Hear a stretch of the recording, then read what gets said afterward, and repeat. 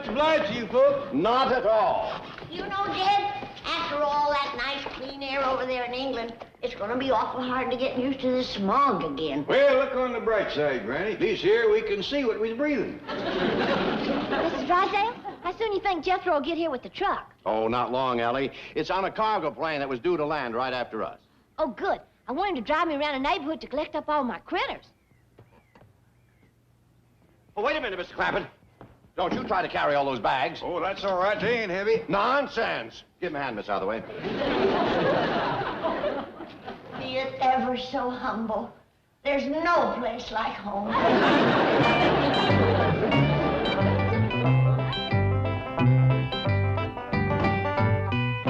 I'd have helped you, Mr. Clappett, but I have this thing with my back. Yes, he doesn't like to use it. Look at all the mail that come while we was gone. Most of it's for that fellow occupant. I wish Mr. Occupant would show up someday. Yeah, we got a whole closet full of mail for him. Oh, actually, Mr. Clappett. Looky here, a letter from Cousin Pearl. Well, we'll be running along, Mr. Clappett. I'm very anxious to get back to my loved ones. Yeah, I reckon you must have missed your family. Family? He's referring to his loved ones in the vault at the bank. Bye. I'll take your suitcases upstairs. Don't take mine, Jed. I gotta leave right away for Petticoat Junction. You can reach me at the Shady Rest Hotel in Hooterville. Ellie, call him and tell him the doctor's on the way. Hold on, Granny. Oh, yeah. I forgot my medical supplies. Well, who needs a doctor? What happened? Cousin Pearl. She sprained her back dancing with Walter McKeegan at the Harvest Home Festival and Waltz Contest. She won't be able to take care of the baby. What baby? Who had a baby? Wasn't Cousin Pearl, was it? Well, I should hope not. Her a widow for 10 years. Well, then whose baby is it? Betty Jo Elliott's. Who's Betty Jo Elliott? Kate Bradley's daughter. Well, who's Kate Bradley? She runs the Shady Rest Hotel. She's Joe Carson's niece. What's all this got to do with Cousin Pearl? What do you mean? Well, she sprained her back dancing with Walter McKeegan. Oh, it serves her right. He's the worst dancer in 4 counties. This is the most confused I ever been with Jethro out of the house. Let's see. What am I going to need if I have to take care of a baby? Possum fat to grease him with. Lye soap to wash off the possum fat. Cornstarch to ease the sting of the lye soap. Ellie, did you get my call to Hooterville? Well, I didn't know who to call. Kate Bradley. Well, who's she? Oh, you tell her, Jed. I'm too busy. Well, I ain't too clear about it myself. Oh, Jed, you remember Kate Bradley? Word on or I don't. Here, Ellie, fetch my medical bag and start filling. And then try and get my call to Hooterville. Yes, Granny. Now, where was I? Well, you was about telling me about Kate Bradley. Oh, yeah. Now, Jed, you remember the Beasley family that lived up back of Buzzard Ridge? They had the 2 red-headed girls that was always together. Sorta. Oh, yeah. Them 2 girls was never seen, one without the other. They went to school together. They played together. They was even Boy Scouts together. Boy Scout? Started scouting for boys at the age of 9. Anyway.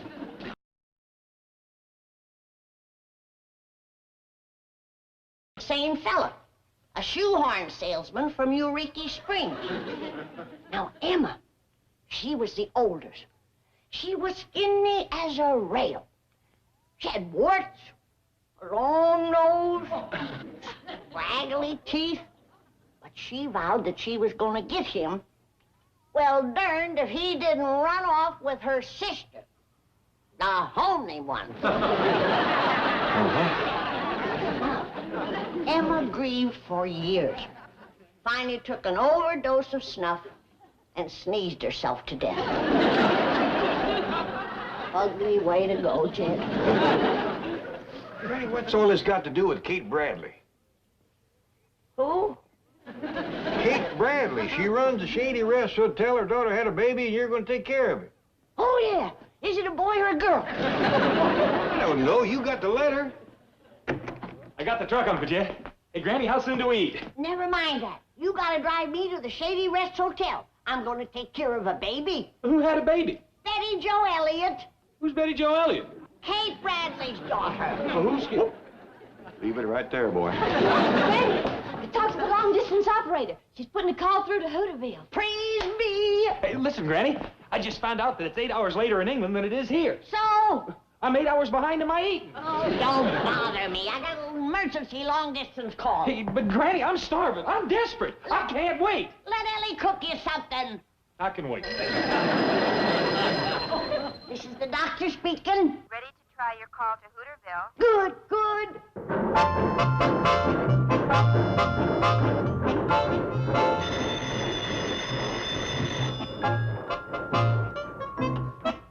Drugstore. What's that, Sarah? Hey, Joe, somebody calling all the way from Beverly Hills. Probably Conrad Hilton wanted to buy the Shady Rest. Let me have it. Just a minute. Hello? No, ma'am, this ain't the Shady Rest. They ain't got a phone. Well, how do I get in touch with Kate Bradley? Well, Kate's out of town, but Uncle Joe's here. This is Joseph Carson, president and general manager of the Shady Rest Hotel chain, limited and incorporated. This you, Connie? No, this is Daisy. Dr. Daisy Moses. How's Betty Jo's baby? Well, I don't know. It's still in the hospital. Oh, the poor little thing must be awful sick. They've taken her to the hospital. Well, don't give up hope. The world's greatest baby specialist is on the way. Granny, that's a powerful claim. World's greatest baby specialist. Well, didn't I take care of Jethro here when he was a baby? And look how he turned out. Well, you can't win them all. Get out of there! You're driving me to Hooterville! On an empty stomach? Now on the truck, now get going. But, Granny, I'm starving. This is a matter of medical emergency, a case of life or death. So's this. If I don't eat, I'll die. You can eat when you get to Hooterville. Oh, where's Hooterville? How do we get there? You know how to get there, Jed? I never heard of the place before today. Maybe you best call back and get the directions. Yeah. Don't you snarl at me. That was my stomach growling. You gotta get your mind off of victuals. Now, you want to dial the phone? Dial it, put mustard on it, and I'll eat it. Get the truck ready!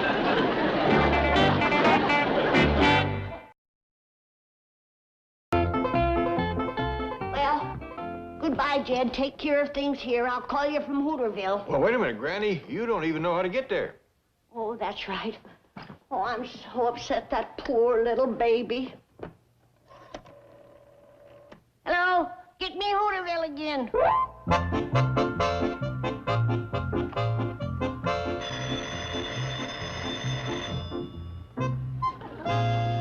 Drugstore. Oh, hi, Sarah. Beverly Hills again? Hello? Tell me quick, how do I get to Hooterville? Well, ma'am, that all depends. Well, how did you get there? I was born here. Too late for that. Is there another way? Well, like I say, it all depends. Are you driving? Jethro is. Hang on, I'll fetch him.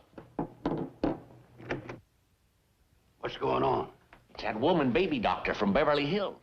Somebody's playing a joke on us. It's probably that bunch over at the barber shop. You think so? Of course. Beverly Hills. That little woman's as acidified as Newt Kiley's pig. Sarah said that... She's in on it, too.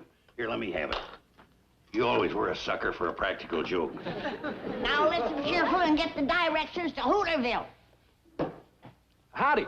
Can I get something to eat there? Never mind that. You ought to hear this, Yahoo. I think it is Newt Kiley's pig.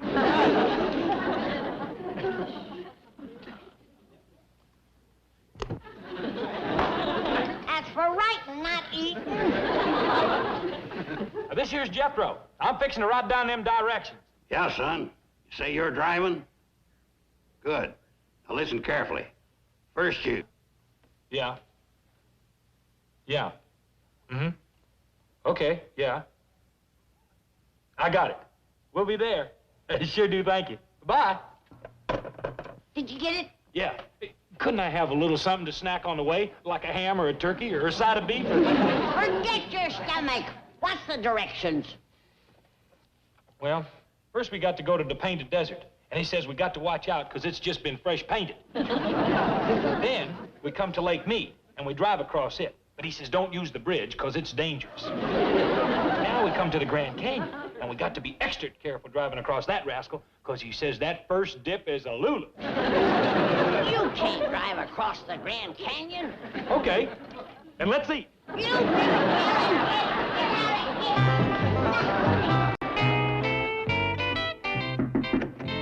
Excuse me, Chief.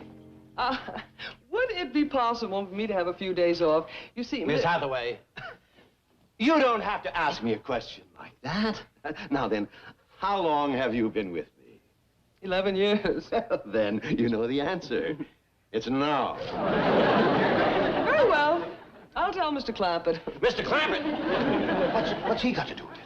Well, he's the one who asked me if I could get a few days off. You see, Granny's going away, and they needed someone to help out. Why didn't you say it was for Mr. Clampett? I took the liberty of checking available personnel, and I found you a most efficient secretary. Attractive? Definitely. That blonde with the great build? Yes, I'd say he's built beautifully. He? And his typing in shorthand. I get it. Where's Granny leaving? Where's she going? Well, as I understand it, she's going to a town called Hooterville to take care of Betty Jo Elliott's baby. Who's Betty Jo Elliott? She's Kate Bradley's daughter. Who is Kate Bradley? I made the mistake of asking Granny that same question. Would you care to hear the saga of the Beasley family who live behind Buzzard Ridge? Not unless there's money in it. Then I'll be on my way. You may reach me at the Clampetts. Ellie, honey, what you doing? Boiling some grits. Oh, Ellie, you don't have to do no cooking. Miss Jane's coming over. Oh, these grits is for my feathered critters. See? Oh, rock grit. Yes, sir. They need 'em for their gizzards. What you boiling for? To get the tar out. Quick as it boils to the top, I'll skim it off. I believe to protect them critters, I'd get them out of the kitchen. Oh, that's right. Granny still ain't left. No, it ain't Granny they got to fear. It's Jethro. He still ain't at it. You think y'all get 'em out? Speaking of Jethro, Granny's looking high and low for him. I'll go check the root cellar. Hey, Ellie, hey, what's that on the stove? Grits for my critters. Critters? How do you like that? Everybody eats except me. Sure do smell good. Look at that nice black gravy. She must have thrown in some molasses. Go to heck with them critters. I says human beings comes first.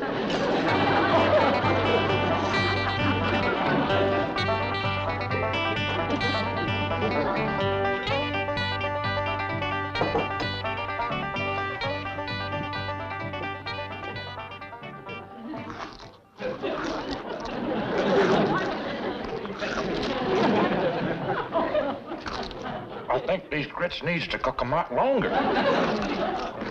Jethro! Uh-oh, they ain't gonna be time. There you go, stuffing your face when I need you to go out and get me some medical supplies before we leave for Hooterville. You hear me? I need some retchweed and some sweet gum bark, coltsfoot leaves, and a good big mud dauber's nest because I might have to pull this little fella. Are you listening?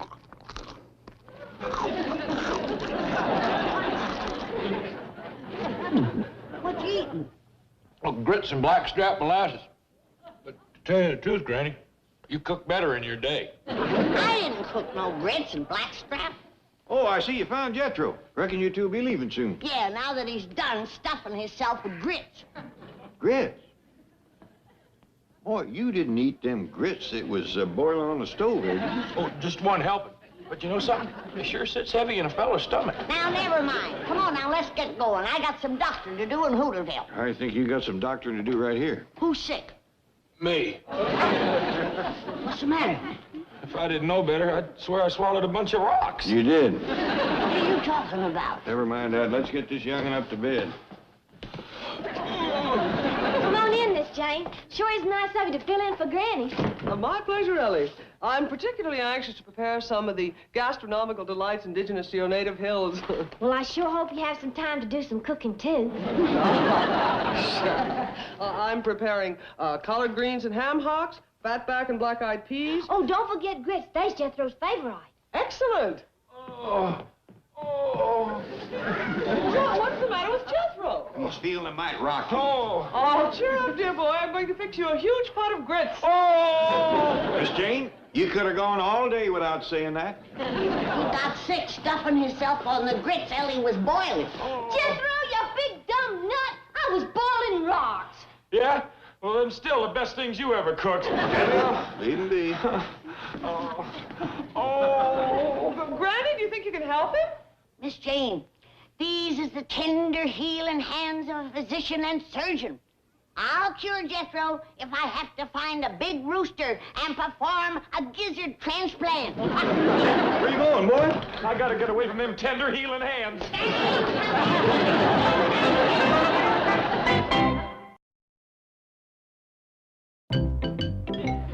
How's Jethro? Is he gonna be all right? Oh, of course he is. That boy has got a stomach that would make a goat green with envy. Did you call Hooterville and tell them I'd be late? Yes, ma'am. What'd they say? Oh, it sounded like they said, get lost. Must have said, don't get lost. Oh, I reckon so. Well, you run upstairs and keep an eye on Jethro. Take his temperature every half hour. Yes, ma'am. Oh, where's your paw and Miss Jane? Oh, they's out in the kitchen. Granny keeps his spices and such on the top shelf yonder. You want me to reach them down for you? No. I must learn to be self-sufficient. Oh! What's the matter? It's my sacroiliac. It goes out of me occasionally. Well, I'll run fetch Granny. No, please. She might want to perform a spine transplant. How can I help you? Well, just let me ease my weight back while you support me. You sure you don't want me to fetch Granny? Please promise you won't breathe a word of this to her. All right. This'll ease up. I hope I'm not too heavy. Oh, shucks, no, Miss Jane. I can hold you like this all day. What's going on here? Nothing, Granny. We're just talking. Yeah, we're just standing here trying to decide what to have for supper. How's Jethro? He's all right. Well, then I guess you'll be starting for Hooterville. Yeah, I'm leaving right away. Have a good trip. Yeah, see you when you get back. Yeah. Uh-huh. Well, bye. Bye. Bye. Uh-huh. Bye. Bye. She gone? Yeah. I hope she didn't suspect anything. Oh, no, she's got a lot on her mind. You know, Miss Jane, why don't I pick you up and carry you into the parlor? There's a dandy sofa in there. Well, I'm afraid I'm too heavy. Not at all. Oh, you're so strong. Shucks, Miss Jane, holding a young girl in my arms makes me feel young myself. Oh.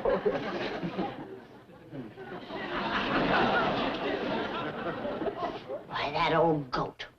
And grabbing Miss Jane, of all people. Now I got two patients. One with rocks in his stomach, and the other one with rocks in his head.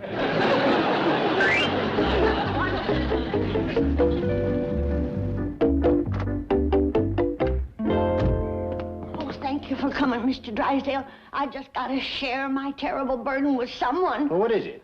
Jed has took leave of his senses. Oh, Granny, if I have ever known a steady, stable, rational human being, it's Jed Clampett. Whatever made you think such a thing? He has fell head over heels in love with your secretary, Miss Jane. The man is stark raving mad.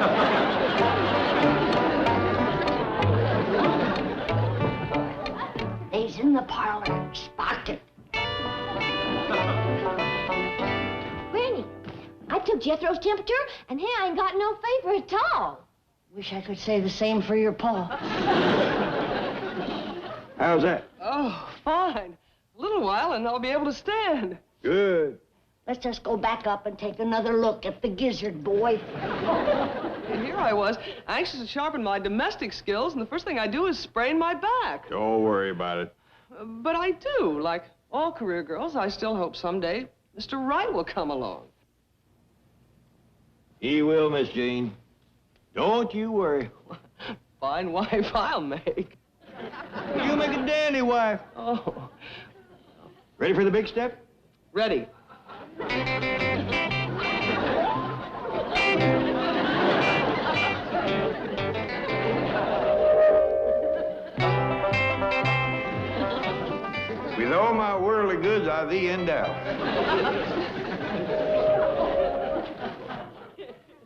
Oh, no. For 11 years, I've treated that girl like a dog. Now she's going to control that 80 million. How you feeling, Miss Jane? Just marvelous. Ready to start running the house. No, wait! Please, Miss Hathaway, come back to the bank. I need you. Why, Mr. Drysdale. But, Chief, you Don't call me Chief. We're pals, buddies, equals in every way. Oh, I'm going to give you a big raise. You can have my office and your own private secretary. I don't know what to say. Oh, say yes! Say yes! I need you! I think you'd best go with him, Miss Jane. This man is desperate.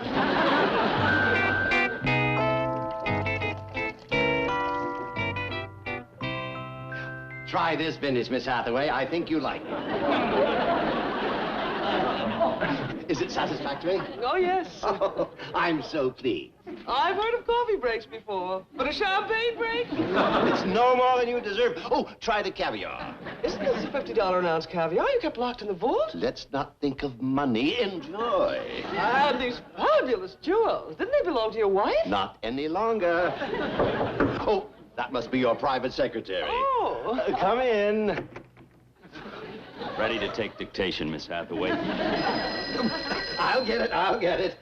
You two young people just eat, drink, and be merry. Miss Hathaway's office. That you, Mr. Drysdale? Well, I thought you'd be pleased to know that Jethro is fine again, and we's all fixing to drive Granny to the station to see her off for Petticoat Junction. By the way, we sure got a chuckle about what you and Granny thought was going on. What do you mean? Well, Granny told me that you and her got the idea Miss Jane and me was gonna get hitched. And you ain't? Isn't Orange? Chucks, no. She's a fine young woman, but there ain't nothing twixt us. Come on, Jed. We'll miss the train to Hooterville. Talk to you later. Bye.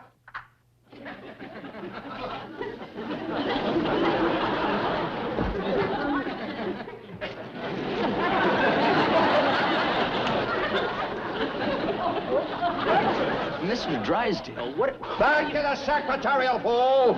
You said that I... Out! You're taking back the jewelry? And the raise! And see that you get every one of those fish eggs back in that caviar can and reseal it. But pal, buddy. Chief, to you! And cork that champagne, take it back to the liquor store and get my money back. Well, I don't understand. Attention! Forward, Hutch! Up, 2, 3, 4. Ellie Mae, I think Dash Riprock is here to go swimming. Come on down. Let me get the door, Granny. Great galloping gizzards. Well, how do you like it? Spent all morning just getting ready for Dash. But you wasted your time. He's got a date with Ellie. I don't want a date with him. I want to get a job acting in his new TV series. I'm sure he already has a leading lady. I want to show him I can play romantic leading man parts. I want him to stop thinking of me as just an intellectual. One look at you in that get-up and he'll want to stop thinking of you, period. Sorry, miss. It's me, Dash, Jethro. Well, you sure got a pile-driving fist. Are you hurt? Nah. Of course he ain't. You can crack boulders with that head of his. Feels like concrete. Thank you. Dash, take a look at me and tell me what comes to your mind. Halloween? Oh, I want a part of the new TV show you're doing. Golly, Jethro, I don't think... Oh, come on now. Don't you storm me like Mr. Chapman, the head of the movie studio's been doing. I've been going down there every day for acting audition. And all I keep hearing is, Mr. Chapman's out of town. Mr. Chapman's out of the country. He may be. No, he ain't. It's Mr. Chapman I keep hearing it from. I thought you only acted in the movies, Dash. I couldn't turn this one down, Granny. It's the first series I've been offered with real quality and sophistication. What's it called? Bachelor Sheriff knows best. Howdy, guys. Miss Jane bought her that bathing suit. It's the first time I've ever seen it. Ah! Cover your eyes! Hide your eyes! Ellie Mae, don't put on the rest of that bathing suit. This is all it is to it, Granny. Then I'm going to call Miss Jane and tell her she's been slickered. There's not enough suit there to cover a fella. Yeah, it's great. Jethro. Can't put my finger on it, but there's something different about you today. Have you lost weight? You dumb old girl. This is my new leading man image. Oh, come on, Dash. I've been a part in your series. It's all cast, Jethro. Oh, there must be something I can do for you. Yes. Take off that silly wig. Oh, all right. It ain't true the blondes have more fun anyhow. Come on, everybody, let's go swimming. Hey, wait, I can't go. It'll ruin my makeup. Keep your head out of the water. Hey, that won't help. I got it all over me. Why? Well, I figured if you didn't need a cowboy, I could play Indy. General, I'm sorry, but there just isn't a part for you in my series. Why not? Well, I'll square with you, Jethro. It's a Western. You can't rope, you can't ride, you can't fast draw, and you can't act. See? You can't give me one good reason. Granny, believe me, there is nothing indecent about that bathing suit. Why, I bought one just like it for myself. No, I am not kidding. Yes, I'll tell Mr. Drysdale you called. He's in a meeting with Mr. Chapman, the head of your movie studio. I don't know what they're talking about, but it must be money. When Mr. Chapman came in, he was crying. Bachelor sheriff knows best. Couldn't have missed. Oh, stop crying, Chapman. You've only lost a television series. It's not the end of the world. But Mr. Clampett's studio is out millions in potential profits. Well, it is the end of the world. Television is the real loser. Bachelor Sheriff is going to be something new. Something other than a rehash of last season's hit show. Really? It's a rehash of every hit show since 1948. So, that's why you named the hero Howdy Doody. That's right. Dash plays a widower lawyer, dying of an incurable disease, who takes his little daughter and her collie dog on a wagon train to Tombstone, where he becomes marshal and tracks down a one-armed man who gave him amnesia. Sounds terrible. I know, it's a sure winner. What happened? The little think child star that's playing the daughter, Debbie Dimples, came in with impossible demands. Then write her out of the script. I can't. That's one of the success elements I stole. The hero must be a widower with a sweet little dependent. Well, then let it be a monkey instead of a little girl. Jungle series are very big this season. Yes, a monkey. You know, I was so busy stealing from the old shows, I forgot to steal from the new ones. Hold it. Rip Rock will never go for a monkey as his co-star. Don't tell him. Put the ape in the right clothes, and he may never know the difference. Where'd we going to find one? All the big-name monkeys already have their own series. I know one we can get right up at Jed Clampett's house. Not Jethro. No. I'm talking about talent. Ellie Mae's chimpanzee, cousin, what's her name? Milburn, this is the co-starring role. We can't use an unknown. He won't be once the series is on the air. Well, I guess Otto von Schlepper, the director, could give her an audition. Just wait till you see her. She's Judy, Tita, King Kong, all rolled into one. And can she act? Well, I hope so. I can't risk the series on just another pretty face.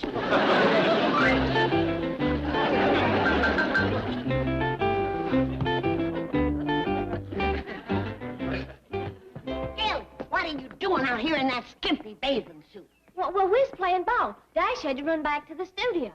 Car coming, we got company. Get inside before they see your nakedness.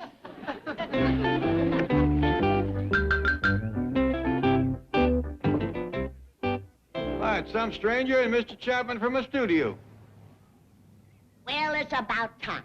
Jethro's been at him all week to get him an acting audition. Well, they come all the way up here to see him. I hope the boy's ready.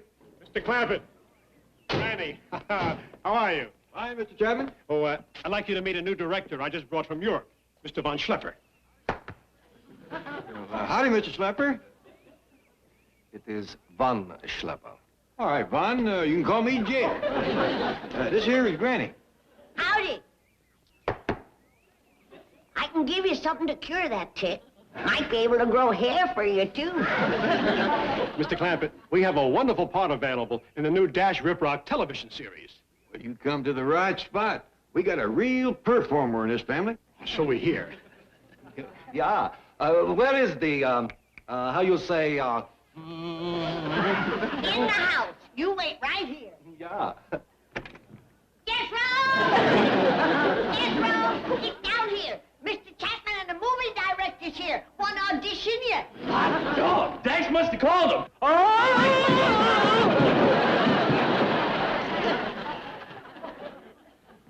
Jethro was telling me about Dash's new TV series. Your coming by is going to make the boy powerful happy. Well, if this audition works out, we're all going to be powerful happy. Here, Jethro, Jethro, this is Mr. Schlepper. I mean, Vaughn. And you know Mr. Chapman. Howdy. I'd like Ellie Mae to meet you. I'll go see can I find her. It's your big chance, boy. Do your stuff. Don't worry, Uncle Jed. Get a look at this Valentino stayer. Well, good luck, boy.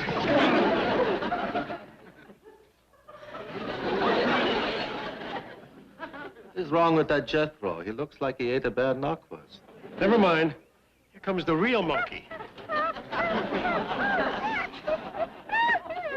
Oh, she's a knockout. Oh, sure. She's got a good figure, but can she act? I will pull it. Good, good, good. She cannot be any worse than Dash Riprock. Let me have anger.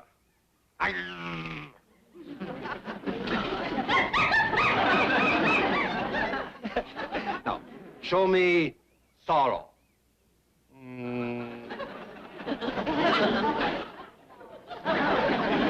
A signer. She's as good as Debbie Dimples. She's 10 times better than Dash Riprock. Oh, God, who'd they come up here to audition? That blame monkey or me? Show me passion. Magnificent. A star is born. Does this mean a part in Dash Riprock's television series? The co-starring role. Hey, your uncle will have the contracts ready this afternoon. Yeah! What's wrong with that nut?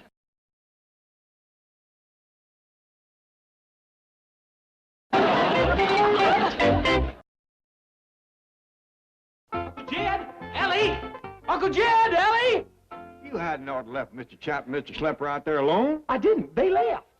Doggone, I wanted Ellie to meet Mr. Schlepper. Granny just had to find something for her to wear over her new bathing suit. Yeah, and then she wanted it looking stylish, so she had to shorten. You two don't sound like a couple of hillbilly weed benders. Standing there talking about ladies' fashions when you could swing a tater fork and hit a real live TV star. Is Dash back? I'm talking about me. You? You mean you got an acting part in his television series? Not a acting part. I am the co-star. I don't believe it. What part are you playing on Bachelor Sheriff Knows Biz? They ain't told me yet. But even a blubberhead like you can figure out it's either got to be the bachelor or the sheriff. Don't let her hit me, Uncle Jed. My face is my fortune. Yeah, stop it, Ellie. He's got an uphill climb in loose rock as it is. What do you mean? Appearing with Dash Riprock is going to make me famous overnight. I'd better call William S. Hart and warn him. I don't believe even he was an overnight star. This here ain't the movies. We's talking about national television. For 3, maybe 400 people watching. I got to go pick me out a cow pony. You better let me pick it out. The only thing you know about a horse is how to sound like one when you lie. Ellie Mae, if I wasn't afraid of hurting my trigger finger, I'd be... Boy, why don't you let Ellie pick you out a pony? She knows more about horses than you do. Well, all right. But it's got to be a white bronc. One that's just as smart as me. Well, that's going to be mighty hard to find. About the only horses that dumb is on a merry-go-round. Hello, Miss Hathaway. Oh, why, Dash! Hello, you should have told me you were coming. Well, I have just come to the studio. Excuse my word. Oh, well, you can go right in. Mr. Chapman and Mr. Drysdale, I'll see you when you come out. Well. Oh, no hurry, of course. Bessie the Chip is going to be the hit of the new season. We ought to call the show Frontier Monkey. I don't care if they call it Frontier Money. It's going to make us all a potful. Mr. Drysdale, Mr. Chapman, I've just come from the studio to ask a favor. Well, name it, as long as it costs under $9.95. No, it isn't money. It's about Jethro. I want to get him a job in the new series. Anything at all. He's so eager. Jerky Jethro? Are you kidding? We'll need someone to handle the monkey. Yeah. Dash, we've just come up with a job for Jethro. He's going to work with your co-star. Oh, great. I hope she doesn't mind. Jethro acts a little goofy. Oh, no, she won't mind. Your co-star's a fun-loving little monkey herself. A real swinger. Well, she ought to be. I'll bet you're paying her a lot of bananas for this job. Come on. Oh, Dad. Take a look at my hair. Yeah, I see it. I didn't know it was that windy out. This is a hairpiece. I borrowed it from one of the girls in the secretarial pool. Oh, well, I like your own hair better. This is all drab and stringy around the edges. That part is my own hair. Dash, isn't there a scene from Bachelor Sheriff I could help you rehearse? See, there is one I'm having trouble with. The saloon fight. I meant a love scene. Oh, I'm sorry, Miss Hathaway. This is a true Western. The only thing in it I kiss is my horse.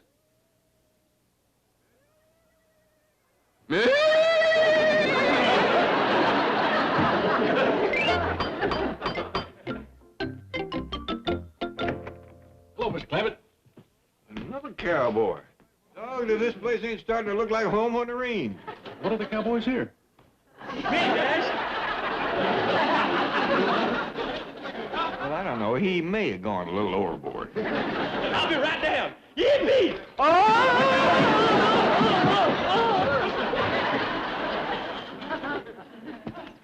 Now I know why cowboys ride horses. You sure can't walk in these boots. You all right? I don't know. There's a sharp tingling sensation shooting through me. Well, I'll fetch Granny. Here's the trouble. I was sitting on one of my spurs. Here you are. Well, all set to go to work on Bachelor Sheriff. You already know about the job? Well, yeah. I'm the co-star. No, Jethro. Mr. Chapman meant you're going to be working with the co-star. Well, yeah, you. I'm your co-star. You're my co-star. Jethro, there's something I got to do. And can't it wait, Dash? I got to practice my roping. Only learned how 20 minutes ago. You're wasting your time. No, I ain't. I'm awful good, but I ain't perfect. That's the wrong end. Yeah, thanks. Watch. I'm gonna lasso that base over yonder. First, you twirl on over your head like this. Then throw it all the way back. And then you give it a big yank. Doggone it, Granny, come back here. Uncle Jed, Granny run off with my lasso. Hey, Jethro, I found you the perfect horse. Great, I got my saddle out back. Is it a stallion? Is it white? Is it fast? If it can move at all, you better get on it and ride for your life. How come? Otherwise, when Granny climbs out of that rose garden across the street, you're going to get one humdinger of a saddle sore.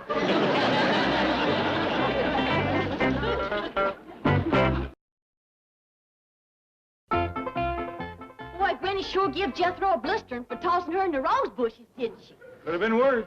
Yeah, I could have got a hold of him before she did and really beat him up. Ellie Mae, you can't blame Jethro for not liking the horse you brought home. You gotta admit it ain't exactly what Hoot Gibson would ride. But then Jethro ain't exactly Hoot Gibson either. Oh, you noticed that too, huh? Besides, I couldn't get old Boulder Belly a little white bronc. But them saddling on it, why, it'd be wore out in 10 minutes. Well, with this horse you got, what's on it ain't the worry. I'm just hoping what's under it holds up. Hey,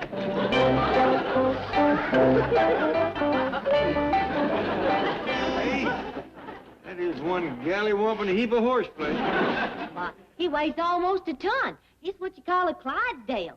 I named him Clyde. You should have named him Oversized. That horse must stand 18 hands high. Jethro's gonna show us that tall in the saddle. I don't know. After the high tanning he just got, it'd be a spell before he does any saddle sitting at all. Gone. I bet if old Wild Bill Hickok towed his granny into the rose bushes, he wouldn't have got hickory switched. If you'd have had your granny, you would have. Well, enough of this cooling off. I gotta get going. You've been sitting in water, Jethro. The seat of your pants is all wet. Oh, they'll dry out in no time. I'm still throwing out a lot of heat. Well, come on, Dash. You gonna wear that cowboy outfit to the studio? Well, yeah. I'm gonna ride down there and sign my contract. You're gonna ride down on that hairy elephant Ellie got for you? Me and Clyde? Why, sure. Ain't nobody gonna be looking at that freak when they got something like me to stare at. I see what you mean. I haven't showed you my fast draw yet. Well, go ahead, show me. You show me yours first. All right, count three. Three what? You know, 1, 2, 3. Oh, yeah. 1, 2, 3. Dash, you better play the part of the bachelor. If we'd been having a shootout just then, you'd have more holes in you than the back road to Bug Tussle. Watch this. Both guns. 1, 2, 3.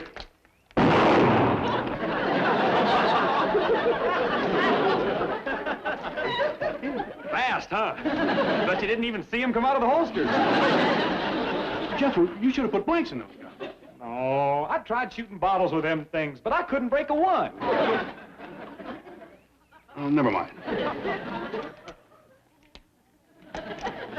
Hey, I can do better than that.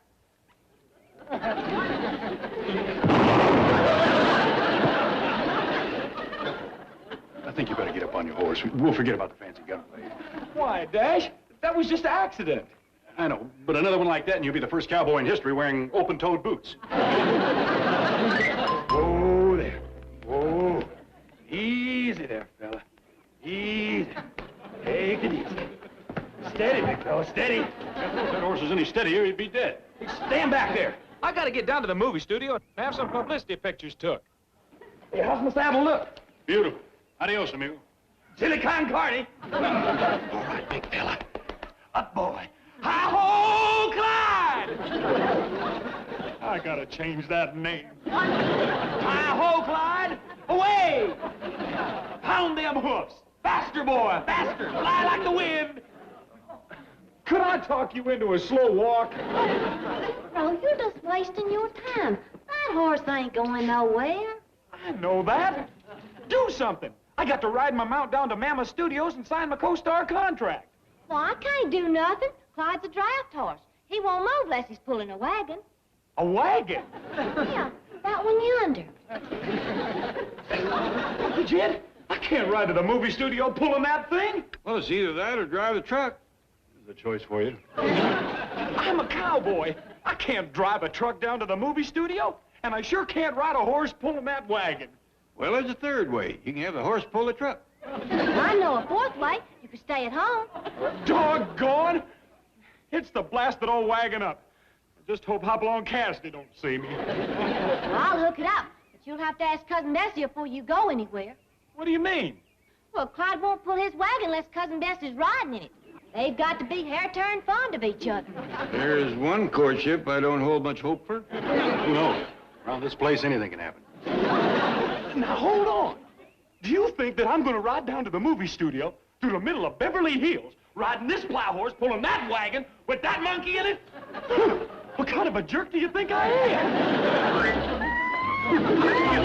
Doggone it, Bessie, quit making so much noise. I don't want to attract no attention.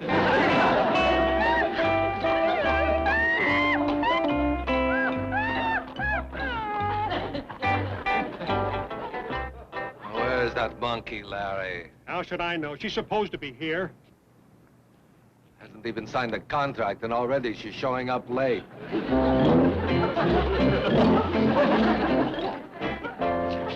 Larry, did you ever use a circus in a picture on this lot? Yeah, a few months ago.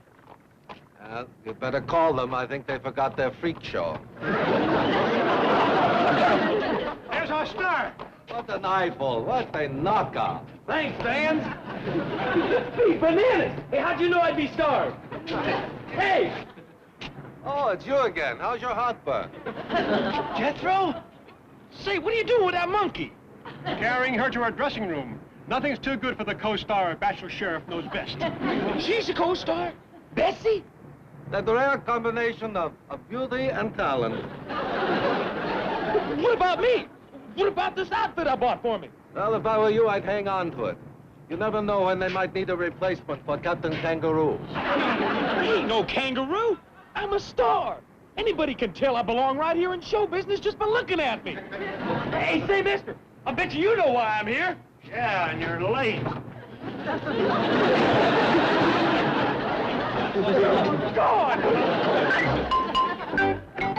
Well, Mr. Chapman, Mr. Slipper, come in. Jethro's been expecting you. Now, I hope he wasn't too upset about the misunderstanding over Cousin Bessie. He drove his wagon out of the studio at full gallop. The trash man didn't even have time to empty his second barrel. Jethro's all through wanting to be a co-star in Dash's series. All he cares about now is Bessie making good. Oh, what a sweet boy he is. Hey, sure. Well, where is Bessie? We have the contracts right here. Well, just a minute. I'll fetch your agent. Her agent? That's right, sweetie. I'm Bessie's 10%er. So whifty bo deep.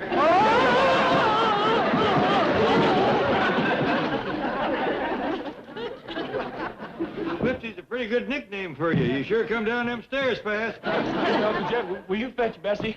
Sure, boy. All right. Listen, you two. My client, Cousin Bessie, has got to have co-star billing, script approval, and an awful good hairdresser. Plus, she gets 10,000 bananas a week, which I get 10%, or 1,000 of them to eat for myself.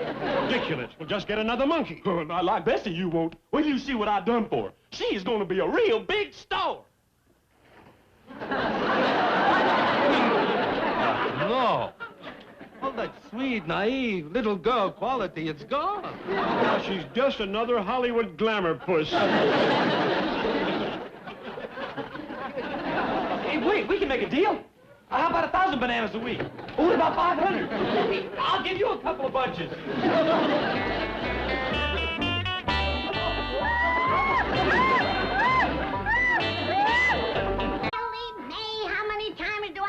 I don't like marmots in my kitchen. Oh, Granny, this little critter's feeling poorly. Of course he's feeling poorly. He's 2 months behind in his sleeping.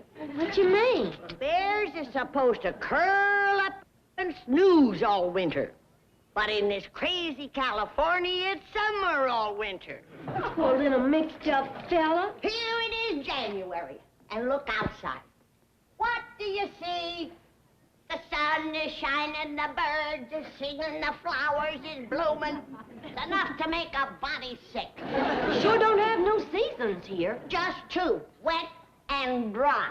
You've either got mud or dust. New calendar for you, Granny. Is that all I got? Yes, ma'am. All the rest of the mail's for me. What is it, Granny? The First National Bank of Bug Tussle. Fred James, president. That's Jesse's grandson. Jesse James's grandson was president of a bank? Yeah. It's a good thing Jesse never lived to see that. Ellie, look at this beautiful snow. Sure is pretty.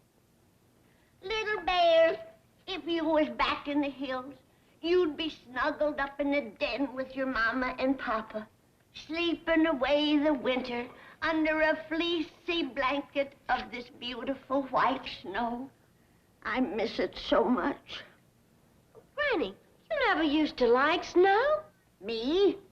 I never liked snow. Well, that's right. You used to complain all winter. Did you hear what she said, Jethro? Huh? Hear what? Pay attention. Your cousin here says that I didn't like snow, that I always complained about it. Well, that's right. You sure did. Mind your own business. Speak when you're spoken to. Well, I guess you two are too young to remember. I love snow. I always have. Me too. There ain't nothing prettier than them big white flakes a-floating down. I used to say that was Mother Goose shaking out her feather bed. Remember how the windows used to get all icy? That was Jack Frost painting his pictures. They's a great pair, Jack Frost and Mother Goose. And remember how we used to scoop up a pan of snow and put vanilla and sugar in it and make ice cream? Oh, Ellie Mae, you're making me so homesick, I can't stand it. What's everybody doing inside on a beautiful day like this? You call this beautiful? Look out there.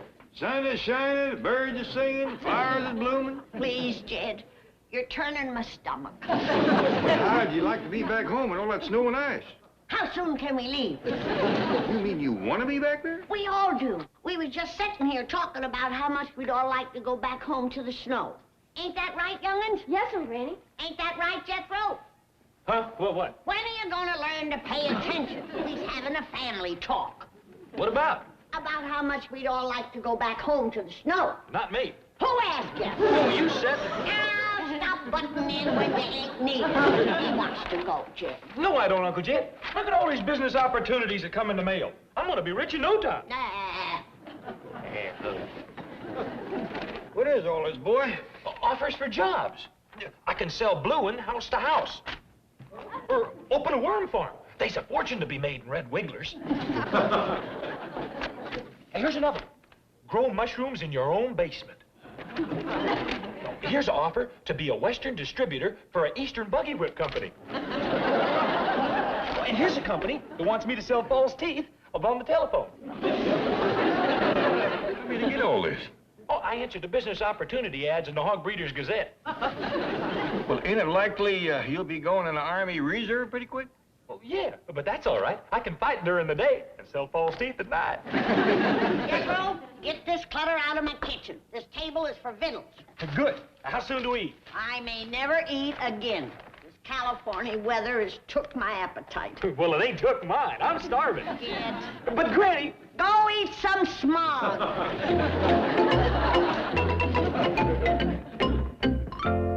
You may have just solved one of the biggest problems out here, Granny. If he can trap that stuff on a plate, he might just get rid of it. No mood for a joke, kid.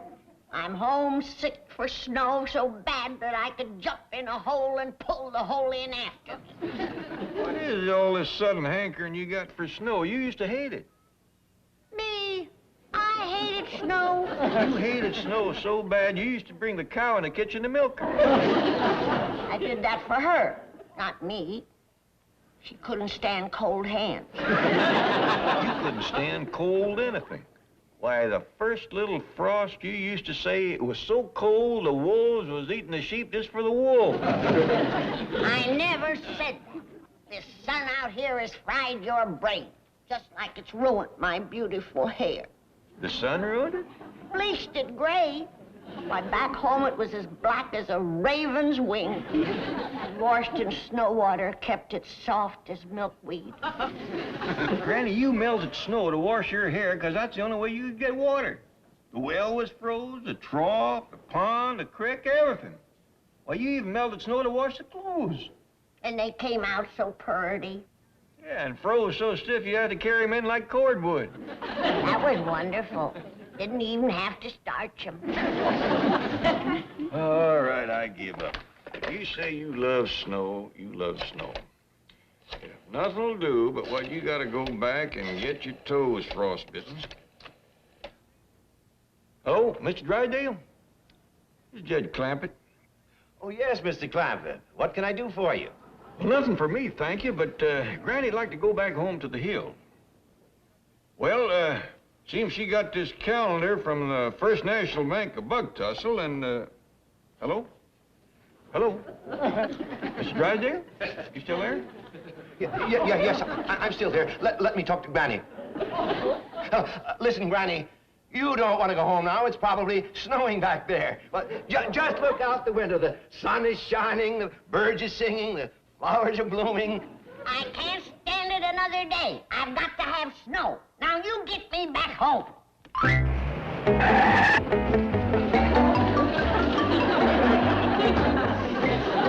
Chief, listen to reason. For the last time, I'm telling you this crazy scheme will never work. Will you swear to that? This crazy scheme will never work. No, I mean swear that this is the last time you'll tell me. Now, just remember, this tape recorder is a radio.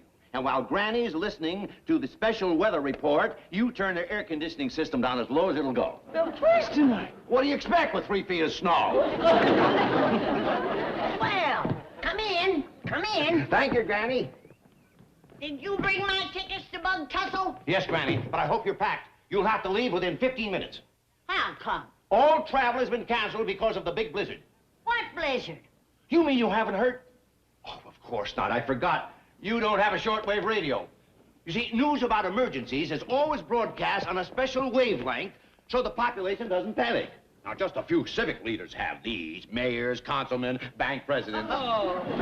Miss Hathaway, will you turn the furnace control up as high as it can go? We don't want the clampers to freeze in their sleep tonight. Freeze? In Beverly Hills? Quickly, quickly. Attention, all civic leaders. Repeating the special weather bulletin. A blizzard is moving into Beverly Hills. 3 feet of snow is predicted with drifts reaching as high as 6 to 8 feet. We're gonna be snowbound. The storm is expected to center around Crestview Drive. That's our street. If you live in that area, do not leave your homes. Hungry wolves have been seen coming down out of the hills. That's a sure sign of a blizzard. All set, Chief. Good. let's get out of here before the snow starts and the wolves pin us down. Yeah, and hurry. Thank you for the warning, Mr. Civic Leader. Oh, I probably saved your life. What's the matter, Miss Jane? Well, the cold weather always aggravates her rheumatism. Oh, I'll fetch him a jug. No thanks, Granny. We barely have time to make it to the rent-a-sled agency.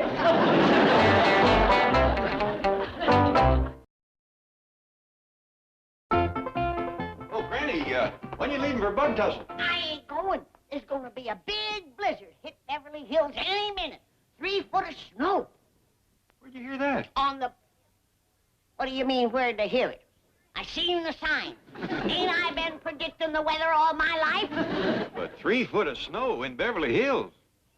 With drifts 6, 8 foot. I'm going up and close the windows so the pipes won't freeze. Freeze? It's gonna be so cold the wolves will be eating the sheep just for the wool.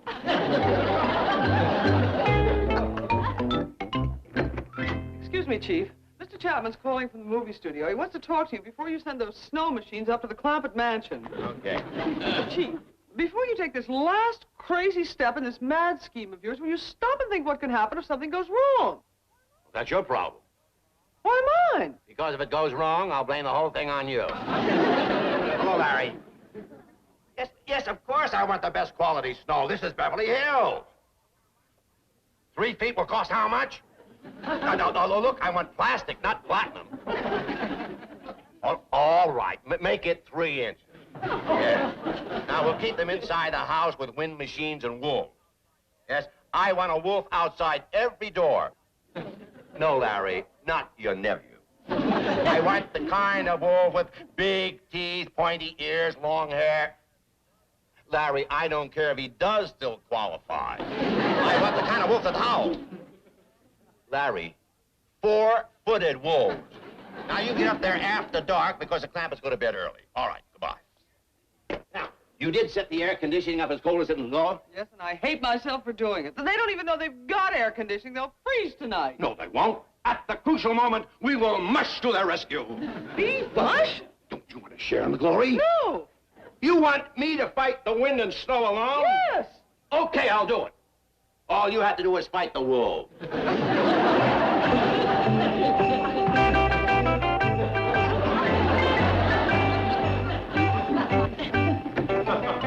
Wait for me, Pop. Can't you sleep neither, Ellie? No, sir. My room is like an icebox. Mine, too. I wonder, can we turn the furnace up any hotter? Well, I don't think so. When I was putting my critters down in the cellar, them big old machines was just going full blast. Gotta give Granny credit. She sure called to turn on this weather. Of course I did. I knew this cold spell was coming. I seen all the signs. Wish you'd said something sooner, Granny. Jethro and me could have laid in a little firewood. Well, I'll go fetch some. No, Ellie. A hungry wolf will get you. Granny, there ain't no wolves in Beverly. That ain't no whippoorwill.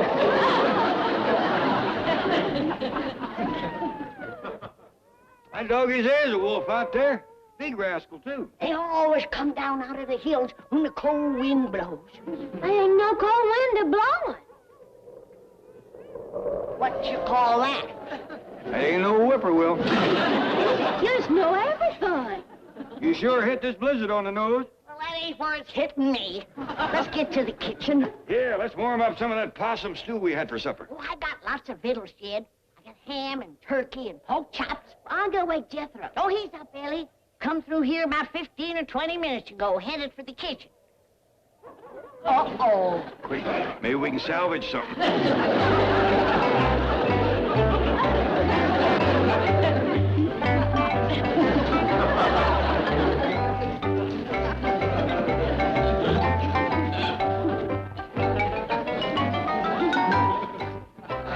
He's too late. He's already asleep in it all. Buzzard boy has struck. He didn't even leave no gristle. A locust would starve around that boy. What's that on his mouth?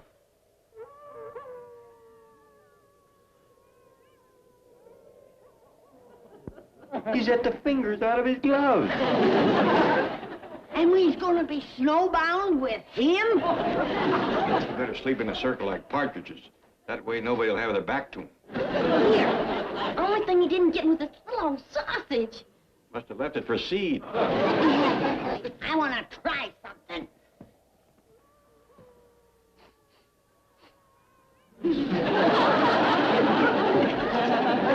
knowed it. I always knowed it. He eats in his sleep. His stomach might doze off, but that's a 24-hour mouth.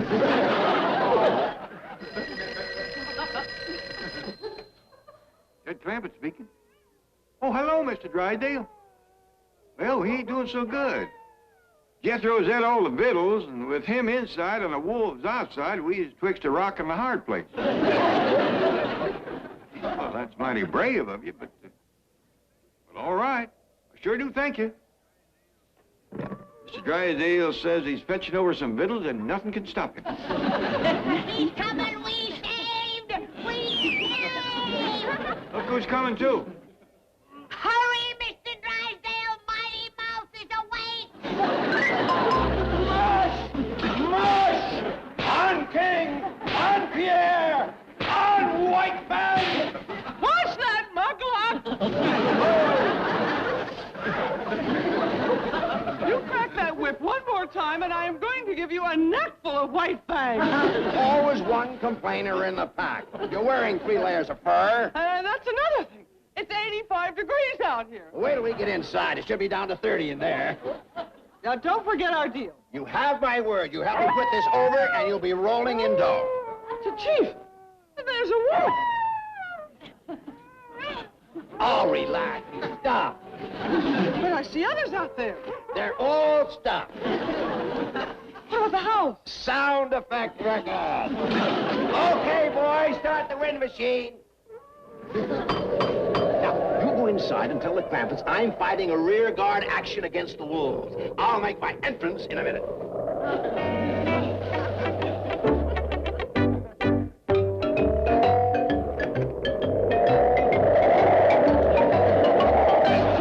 I brought you supplies, Granny. Where's Mr. Drysdale? He's out fighting off the wolf pack. There's a bunch of them out there, all right. When that door opened, I could feel their hot breath. Hey, woman, Miss Jean. Where's Mr. Drysdale? Fighting off the wolves. I'll go help him.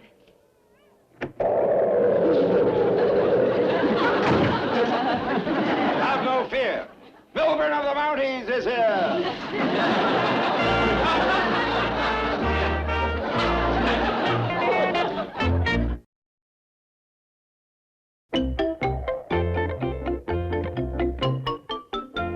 There you are, Granny. Everything you'll need to get you through the blizzard. There's canned meat, powdered milk, chocolate bars. Melbourne of the Mounties, you have saved our lives. Well, don't forget my faithful Indian companion, White Fang. I didn't know you was an Indian. Yes, I am temporarily a member of the famous northern tribe that always helps the Mounties. Yes, she's a schnook. That's no. Can I put these in the fireplace? Oh, yes, of course. We's out of firewood, and I've never been so cold in my whole life. Now, don't worry, Granny. By tomorrow morning, the blizzard will be over. Good. These Beverly Hills winters is short, but days killers. Just how do you plan to get rid of the plastic snow? The studio has machines for that. I hope they send a snowplow in the morning so we can get out of here. Oh, no, Granny. Snowplows are for peasants. Here in Beverly Hills, they vacuum the snow. Wouldn't you know it? Now, you turn in and leave everything to us. Yes, Mr. Clampett's already gone up to bed. No, ma'am, Miss Jean. I just went up to get into my clothes so I could fetch in some firewood. No, Jed. Have you forgotten about the hungry wolves out there? Well, I figure if these two city folks got past them, I sure can. But, you see, we got through because wolves are frightened of Indians. Indians? Yeah, Jed. It turns out that Miss Jane is a schnook. That's, no. Well, anyway, I wouldn't risk going outside. Those wolves are vicious. They'll tear you to pieces. They'll... Oh, no. Hi, everybody. Look here. Ellie, don't bring that man-eating varmint in here. He's vicious. He'll tear us to pieces. No, he won't, Granny. I've been watching him, and he ain't moved for better than an hour. Felt sorry for him, so I fetched him in. Shall I warm up the getaway sled? No wonder he ain't moved. If It's so cold, the poor devil froze stiff in mid-howl. You think he's froze? Of course. Look at them glassy eyes. You're right, Granny, but we sure can't let him thaw out in here. I'll get rid of him. Mr. Drysdale, let me take a look at that critter. Granny, this wolf is stuffed. With who? Who ain't here? Jethro! He done it, my baby! Don't worry, Mr. Clampett. He didn't eat Jethro. Mr. Drysdale, what's going on around here? What do you mean? Stuffed critters, snow that don't melt. That's wolf dandruff. It's very contagious. I think I'll get rid of him. Mr. Drysdale, you want to tell me? Well, I might as well admit it. This whole visit's a phony. The snow is plastic, the wolf's stuffed, the wind comes from a machine. The whole thing was dreamed up to keep Granny from going back to the hills, and it's my fault. Gee. I never should have let her talk me into it. Gee! You mean, this whole thing was Miss Jane's idea? 100%. She dreamed up the whole idea. Jane?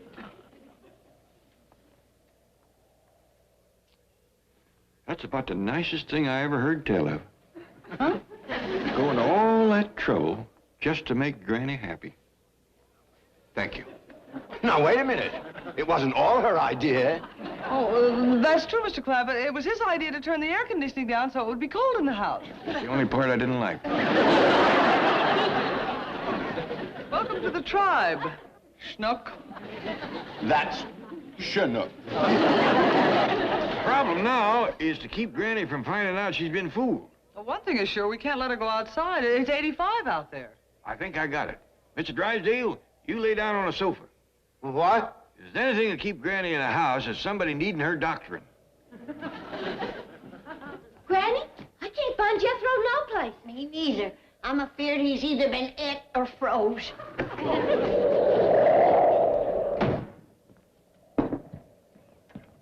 Where you been, Jethro? Huh? I say, where you been? I'm getting me some snow.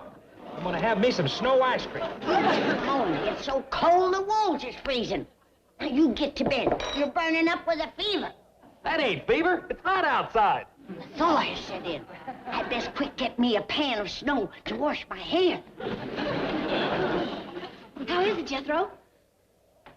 Pretty good. That ain't very cold, but it's got more body than snow back home. Let me taste it. No, you go get your own snow.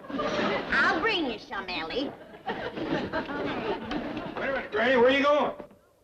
Out to get some snow to melt from my hair. I'll do that. You better take care of Mr. Drysdale. He's laying in the parlor awful sick. What seems to be the trouble? Oh, sore throat, fever. He needs you bad. Poor man, he got that from helping us. I'll need this, Jethro. What for? Snow ice cream is the best thing in the world for fever and sore throat. How's that, Mr. Drysdale? It's kind of chewy, but not bad. What is it? That's snow ice cream. Snow ice cream? You mean the kind that's falling outside? That's right. Nice and fresh. Swallow it, Mr. Drysdale. Let's get out of here! Wait! I'll make you some more. Just bring it in another pan. I never did see snow ice cream work so fast. Quick, grab those traces and get me to a hospital. Just a minute, Chief. When do I start rolling in dough? The first thing tomorrow morning. Is that a promise? You'll be knee-deep in the stuff. I repossessed a bakery. Oh, that Charlie. Hush! On Pierre! On King! On Doughboy! Hush! Watch it, White Fang! A blizzard sure brings out the brotherhood in man. What a sight. A royal mountie pulling a schnook.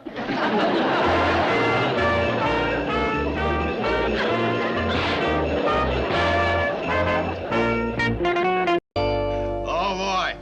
This week's episode of Superbank is really terrific. Hey, look at this. Chief, I am trying to drive, and besides, we're already late for Jethro's farewell breakfast. Farewell breakfast. He's not going into the Army Reserve today. He's only going for an interview and a qualification test. I know, but the Clampetts think he's going. And besides, we have already kept them waiting because you had to stop and buy those stupid comic books. Super Banker is not a stupid comic book. It's the thrilling adventures of Harold Hart. In everyday life, a mild-mannered bank president. Oh, shut up. This is inspirational literature. Oh, come now. A bank president who sneaks into his vault and comes out as Money Man? Yes, Money Man. A patriot that fights for the things that make this country what it is. Baseball, mom's apple pie, hot dogs, second mortgages, hidden interest charges. In this week's episode, he's headed for France to stop the gold drain. Any bank president who comes out of his vault looking like money is headed for South America. You are coming dangerously close to seditious slander. Money Man is a national hero. Only to you. To everybody else, he is an odious, imbecilic, nickel-nursing nut! That does it! Now pull over and stop this car. What for? I am making a citizen's arrest. Me? You bet. I am charging you with high treason. We're going to the FBI office in the Federal Building. Oh, sit down! We are going to Jethro's farewell breakfast in the fancy eating room. Well, I don't hardly think we ought to wait for Miss Jane and Mr. Drysdale no longer. We don't want Jethro to be late his first date. Our Heavenly Father, we thank you for this food and all the many blessings you bestow on us. This morning, we'd like to ask a little extra favor. Jethro here is going off to serve his country, and we'd be mighty grateful if you'd kind of keep an eye on him. Thank you, Lord. Amen. Amen. Amen. Amen. When are we going to give Jethro his presents and make our speeches, Paul? Well, seeing it don't take the boy long to eat, maybe we'd best commence right now.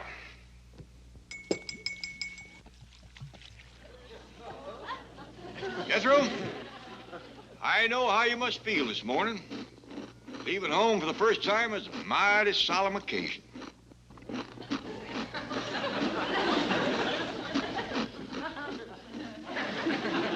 And I reckon your heart is full and there's a lump in your throat. We're mighty proud of you, and we know that you must be proud, too. Proud and happy at this chance to serve the country that has been so good to all of us.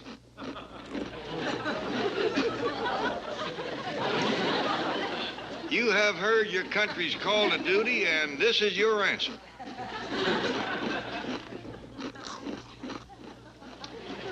Well, I reckon that's enough talking. I'll show you how I feel.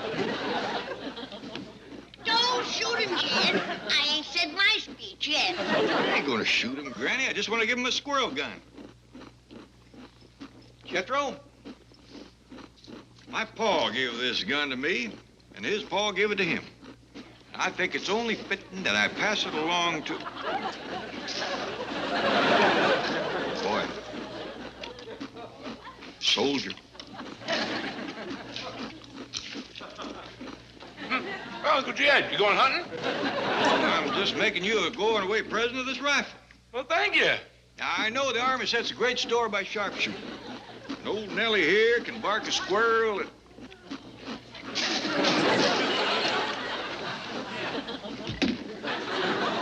All right, Granny, you give it a try.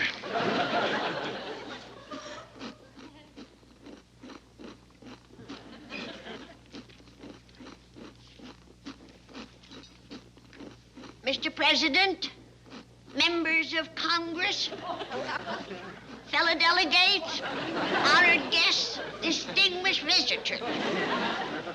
What's wrong with her? Nothing. She's been reading speeches all week. I think Thomas Jefferson expressed the emotions of all of us when he said, roll in flour, salt to taste, fry in deep fat. Bring it on, Granny. Oh, that's my directions for frying chicken.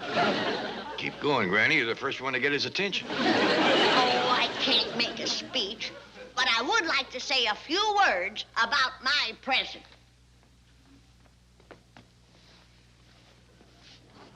Jethro. I want you to wear this uniform with pride and valor, like my granddaddy wore it in the Great War. Granny, that's a Confederate uniform. You bet it is. And this is the sword he used to defend our country when the North invaded America. I'll slip out and answer the door. It's decorated on the field of battle following our great victory at Gettysburg. And this medal was given to him by General Lee after the final Yankee defeat at Appomattox.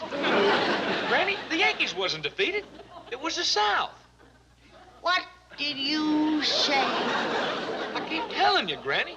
The North won. General Grant whooped General Lee.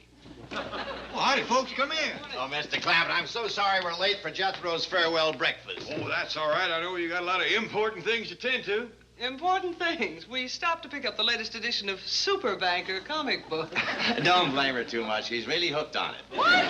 He's every woman's hero. Of all the unmitigated... Well, that's all right, Miss Jane. You're just in time to hear Granny's farewell speech to Jethro. Gateway! Gateway! Blue Lady Carpetbagger! She must have made a very moving speech. Yeah, I ain't seen the boy move that fast in a long time. What was Jethro carrying? His breakfast. He ain't one to let saving his life standing away eating it. Hey, come back. Oh, howdy, Miss Jane, Mr. Drysdale. Howdy. I didn't have a chance to give Jethro my present. Well, we'll get to that. Y'all go in the fancy eating room. I'll go fetch back this guest of honor and the Speaker of the House. What are you giving him, Ellie? Well, I made him a whole box of lady fingers. He likes a snack between bites. You mean between meals? Not Jethro. Well, here's my little going-away present, soldier boy. Something to decorate your barracks. Thanks, Miss Jane. Oh, what is it? It's a pin-up picture of me. Please, not while we're eating. Wow! Hot dog! Let's see.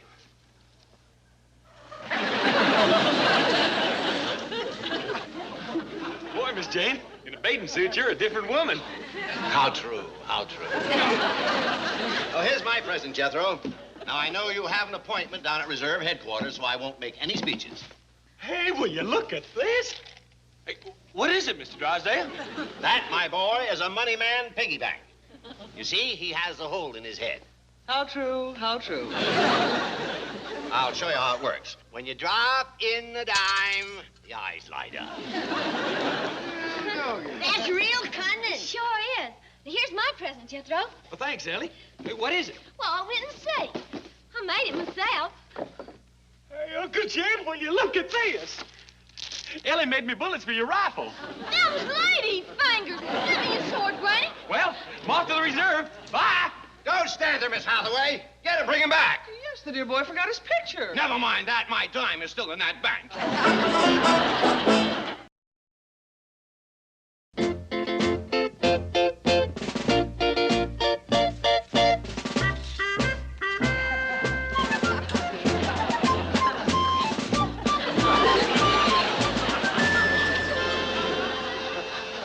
Just before the battle, Mother, I am thinking most of you.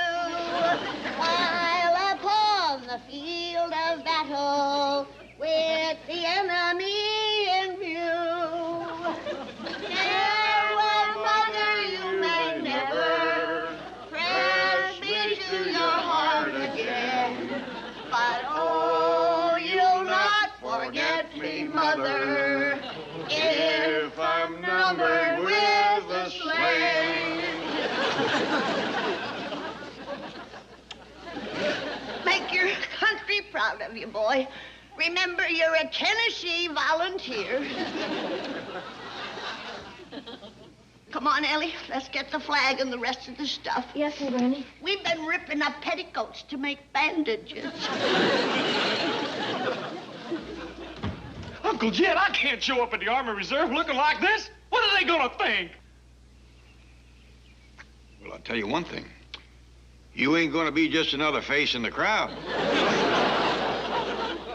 bet you it ain't every day they get a boy in a Confederate uniform toting a squirrel rifle that shoots ladyfingers. Jim, what am I going to tell him? Tell him the truth. Tell him you wore it to please a sweet, sentimental little old gray-haired granny who would break your leg if you didn't. Can't you convince her that the Civil War is over and that the South lost? No, I can't, and I ain't gonna try. At my age, a broke leg don't mend too fast.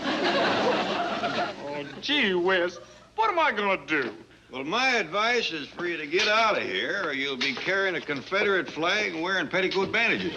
I'll bet you there ain't another fella in the Army Reserve with a granny like mine. Boy, don't falter too much. Remember, your granny is old. She's never asked but one thing out of life. Her own way. Well, I just hope they don't throw me out before I get in. Well, they'll understand if you just tell them the truth. Always remember that, boy. The truth will set you free. Okay. But even with my 6th grade education, I'm gonna look like a nut. That ought to set him free.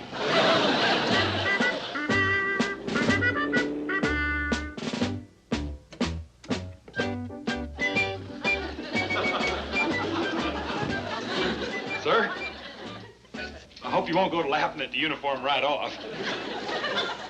Ah, looks great to me. But this is a Confederate uniform. Yeah, I know. Sit down, I'll tell the colonel you're here.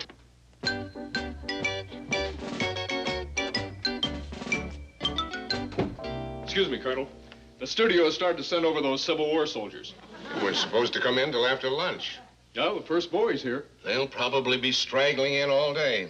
All right, send him in.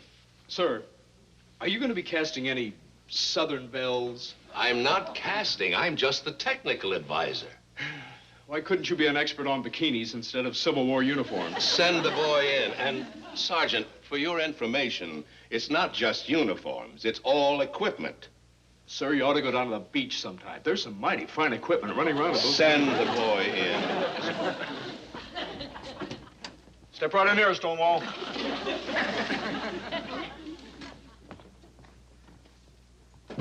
Turn around. Excellent. Very authentic. Tennessee Volunteers. Well, how'd you know? That's my job. Let me see the gun. Oh, I can't let you use this. Why not? Too good, too modern. Okay, you can go now. You're in. In the Army? That's correct. I'm gonna fight. You sure are. You're gonna get licked, but not until you put up a real scrap. Well, excuse me, sir, but who am I gonna be fighting? The Union Army. Where? Culpeper Plantation. You rebels will be dug in, and Grant's troops will surround the place. Well, where's the Culpeper Plantation? Somewhere up in Beverly Hills. You'll be taken there. We don't want the public to know where the shooting's going to be. You mean it's gonna be the Civil War all over again? It better be. That's what I'm being paid for. When's all this gonna commence? Monday morning. Didn't they tell you anything? No, sir. Well, you'll find out soon enough. I've said too much already. Can't I take my gun? I told you no. With guns like that, the South would win the war. They hired me, so mistakes like that won't happen. See you Monday.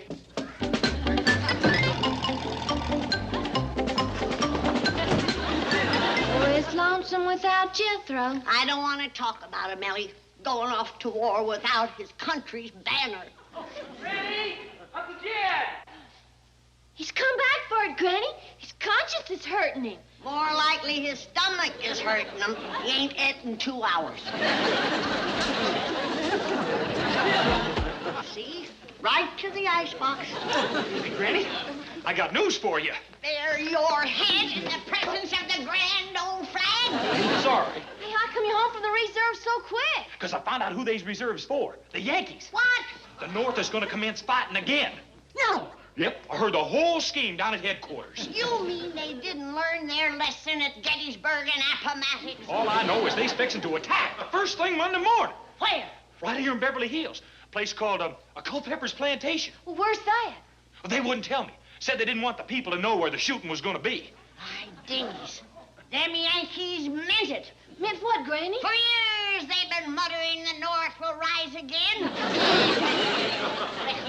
This time we'll nip their rebellion in the bud. Where's your gun?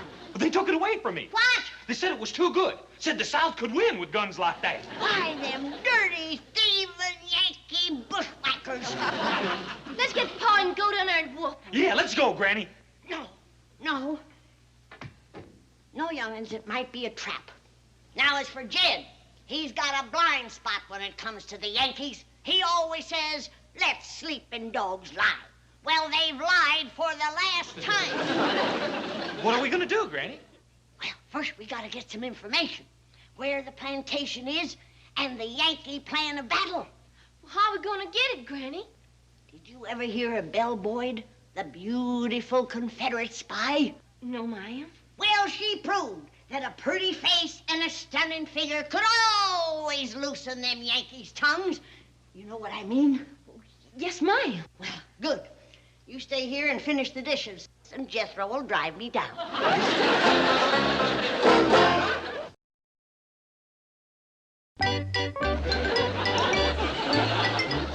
Ready to go, Granny. Jethro, go change your clothes. If they see me consorting with a Confederate, they'll know I'm a spy. Yes, Granny. It beats me how the South won with boys like that.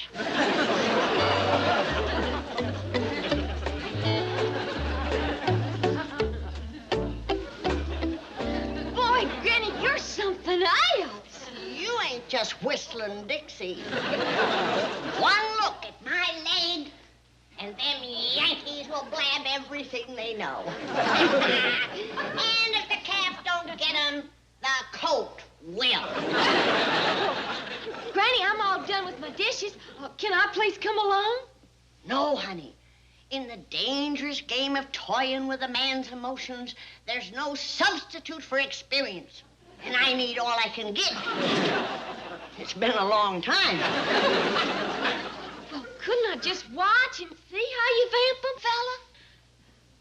On one condition. Well, what's that? The tricks I learn you can drive a man stark, raving mad.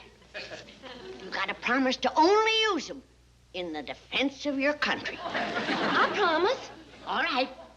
Well, I best go put on a dress. I wouldn't want 'em to think I was a boy. Beats me how the South won with girls like that. Okay, fellas, you want to step inside, please? Sergeant, have you been to lunch? No, sir. Well, you go ahead. I'll manage. Thank you, sir. Very good. Excellent. Can you ride? Yes, sir. I've done some cowboy parts. Oh, hey, that's something I wanted to ask about. The script calls for me to ride. Do I have to? Well, you certainly can't go charging up to Culpeper Plantation in a Jeep. Well, what about the buggy? It looks like I'm going to be spending some time with General Grant. Do you mind sitting in for the sergeant? Not at all. Thank you. I'm expecting some more people. Any Southern belles? Dozens of them. You and Sergeant O'Hara. Here, take this with you. Hold it, General. You'd better get used to smoking these cigars they gave you. Cigars make me dizzy. You don't smoke cigars and you don't ride. Do you drink? Only very dry martinis. Will you tell me something? Who cast you for this part? Cousin Abe. You're the producer's cousin? That's right. Well, I am being paid to come up with a reasonable facsimile of General Grant and his men, so between now and Monday morning, you're going to smoke a lot of cigars and ride a lot of horses. Do you ride, Colonel? Yes, sir. I've been riding all my life. Who cast you? My revered father-in-law, sir. You're married to Abe's daughter? I have that great honor. You know, the South may win this time.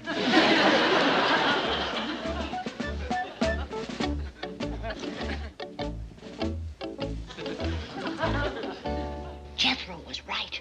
It's a Yankee soldier. Do. You hang back and watch. I'll soften him up. Hello there, soldier boy. I'm sorry. I didn't hear you come in. That's the way I work, Sonny. If you're here to see Colonel Blake, it'll be a few minutes. He's inside talking to General Grant and his men. Grant? Yeah, they're getting ready for the big battle on Monday. Say, haven't I seen you a Columbia? No. She's never been to Columbia, Tennessee in her whole life. Columbia, Tennessee? She's a northern girl. She comes from Boston. Well, how do you do? Howdy. That's Boston talk. She lives on Bacon Hill. Say, I saw a soda pop machine down the hall. Why don't you two Yankees go down there and have a drink? Would you answer the telephone? Oh, sure I will. If the Colonel asks for me, you tell him I'll be right back. Take your time, Sonny.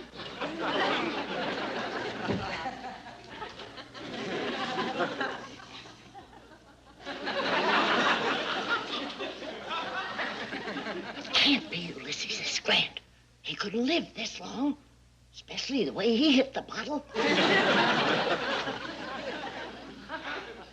I'm so dizzy I'll never be able to get on that horse. It's him. Come on, let's go over this battle plan.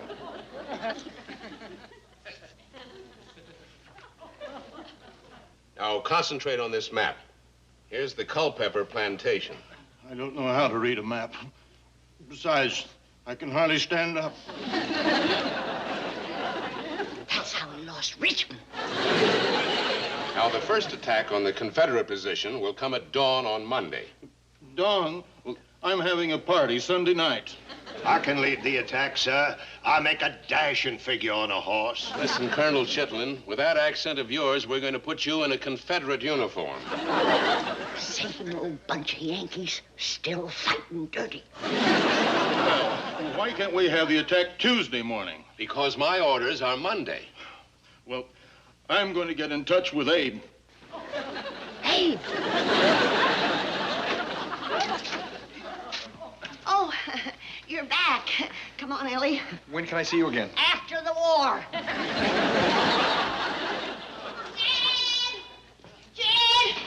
Jen! Granny, where you been and where'd you get my gun? General Grant's headquarters. What?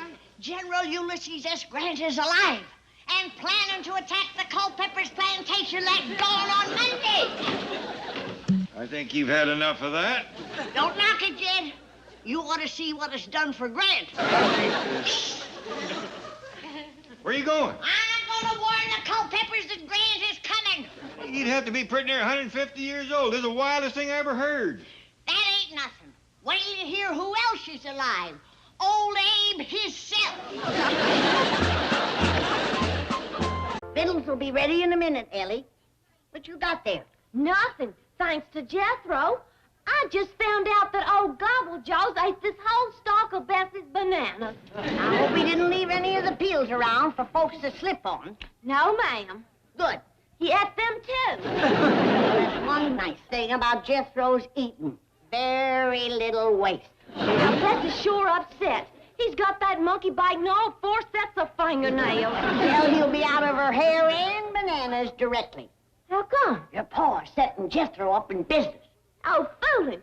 What kind of business? I don't know yet. He and Jethro's out front right now, talking heart to stomach. Sit down, I'll tell you what I want to talk about. But Jed, can't this wait till after Vittles? I'm starving. I ain't had nothing to eat since breakfast but a few bananas. Wait, boy, this is important. Jethro, the time has come in life when you and I ought to sit down and discuss... Uncle Jed, you ain't gonna lecture me about the birds and the bees, are you? I'm a sophisticated international playboy. I know all about that stuff. Well, what I had in mind was... Forget it, Uncle Jed. You can't tell me nothing about the facts of life. Well, that's comforting. Yeah, I'm what you call a swinger. For instance, you know how I used to think that babies come from under cabbage leaves? Yeah, I remember. Well, they don't. They don't? No. That's just a story they tell little kids. How they really get here is where the birds and the bees come in. You see, there's this great big bird called a stork. Don't stop me now. At your age, you ought to be hearing this. Anyways, this stork swoops down and picks the babies up by the diapers and then slides them off the end of their beaks down folks' chimneys. They do. But that's the bird's part. I ain't quite figured out where the bees fit in. Jethro, I sat down here wanting to talk about you going into the business world. Now, I ain't even sure you ought to be let out of the house. Gee, couldn't we save this talk till after vittles? There's a smell of perfume in the air. Granny's cooking chicken fried fatback. Oh, I know you're hungry, but it's time you was starting to find your way toward your life's goal. Don't worry, Uncle Jed. I can smell my way to the kitchen. Knowing how Jethro eats hot rolls, this don't seem to be enough for 4 of us. Them is for you and me and your pa. Jethro's rolls is in the oven.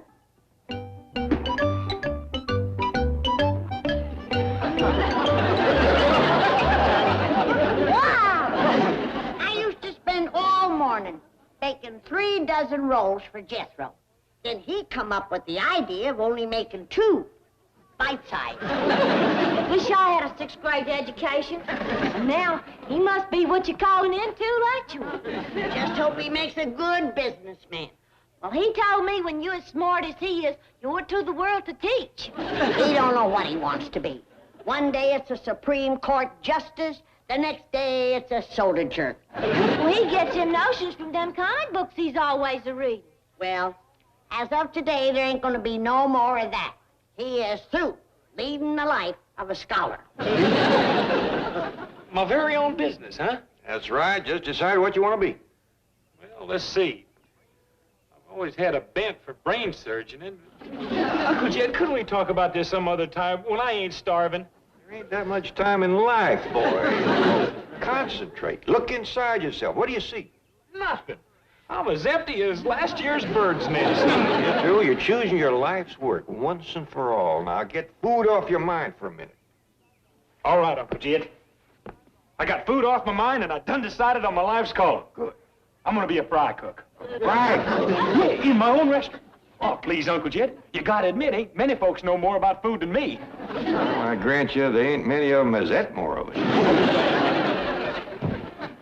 I hope you two are through with your talk. 'Cause,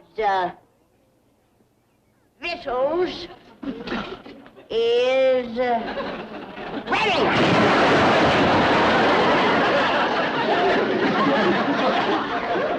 Well, these ways he ain't a finicky eater. Be easier on that door if he was.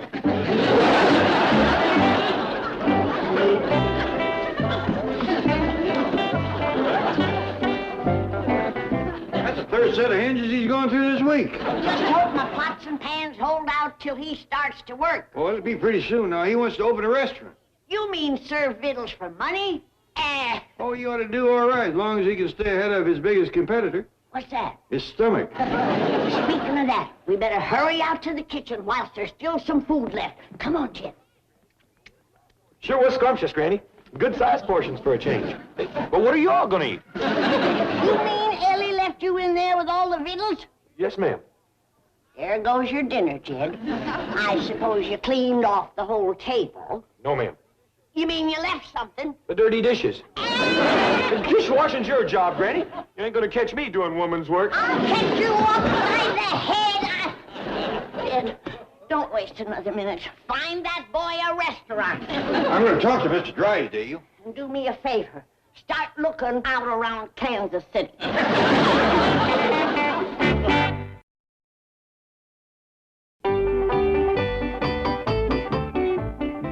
Chief, please try to look on the bright side. Where's the bright side of spending $200,000 of the bank's money? It's Mr. Clampett's money, and besides, Jethro might make a big name for himself at the restaurant. Yes, as a customer.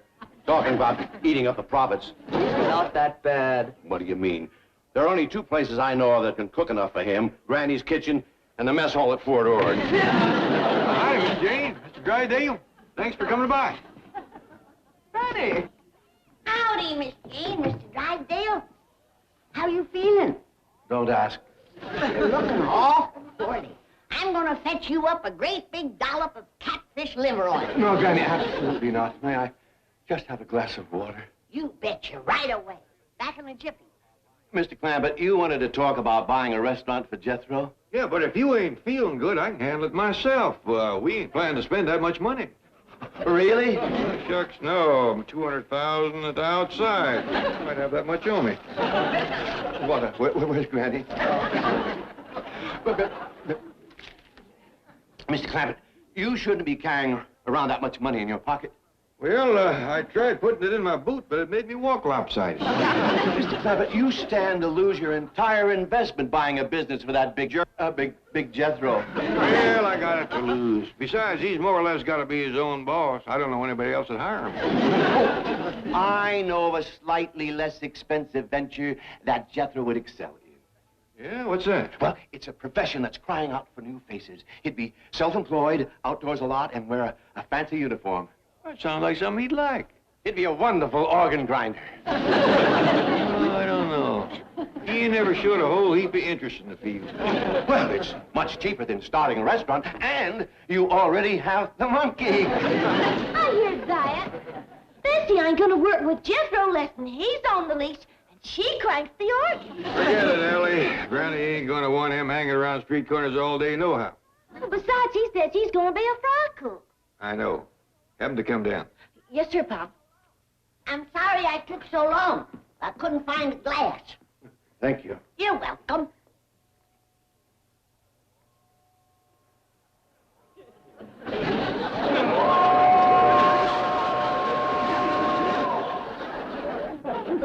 That put the blood back in your cheeks. Forced a little into your eyeballs, too. There's supposed to be water in here. There is. Drop or two, but it's mostly rheumatism medicine.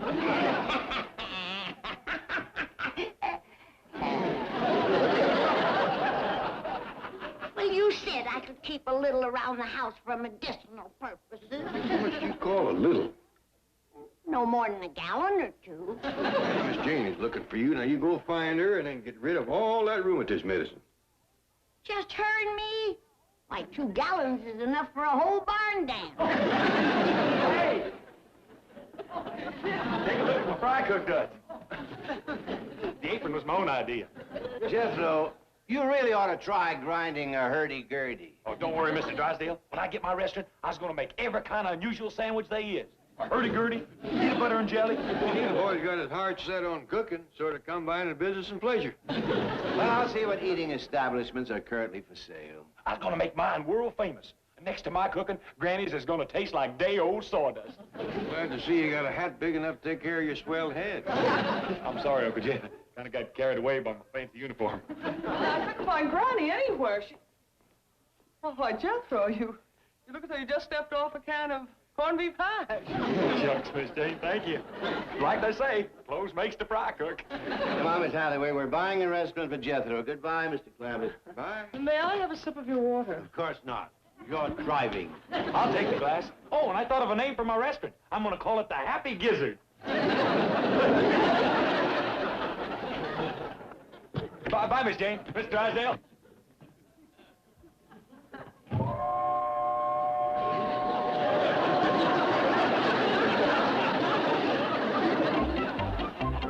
Uncle Jed, where's Granny and Ellie? I want to show them the new restaurant Mr. Drysdale got me. I'll hurry him along. Where's the rest of your chef's outfit? Got it in here. Didn't want to get it smudged.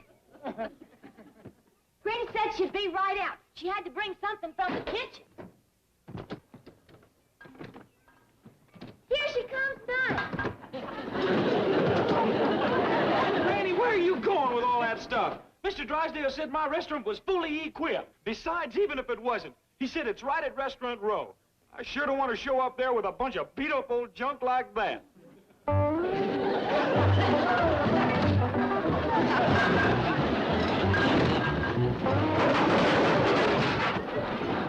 right, let's go. But when you are in desperate need of a buzzard egg cooker, don't come crawling to me. Granny, Mr. Drysdale said the restaurant already has everything they need. Besides, in a city the size of Beverly Hills, they almost got to have a buzzard egg cooker. Everything but a cook. That's me. I'm a first-class, full-fledged fry cook. Cook. Ha! The one time you tried to fricassee a chicken, you left the feathers on it. Yeah, Granny. As I recall, them feathers was the tastiest part of the meal. That ain't gonna happen again, because I got me the biggest, fattest cookbook I could find. Yeah, and I've been looking at you, big dog, and it's all rotten French. Of course it is, stupid. All the great cooks of the world is French. That done it now. You've gone too far.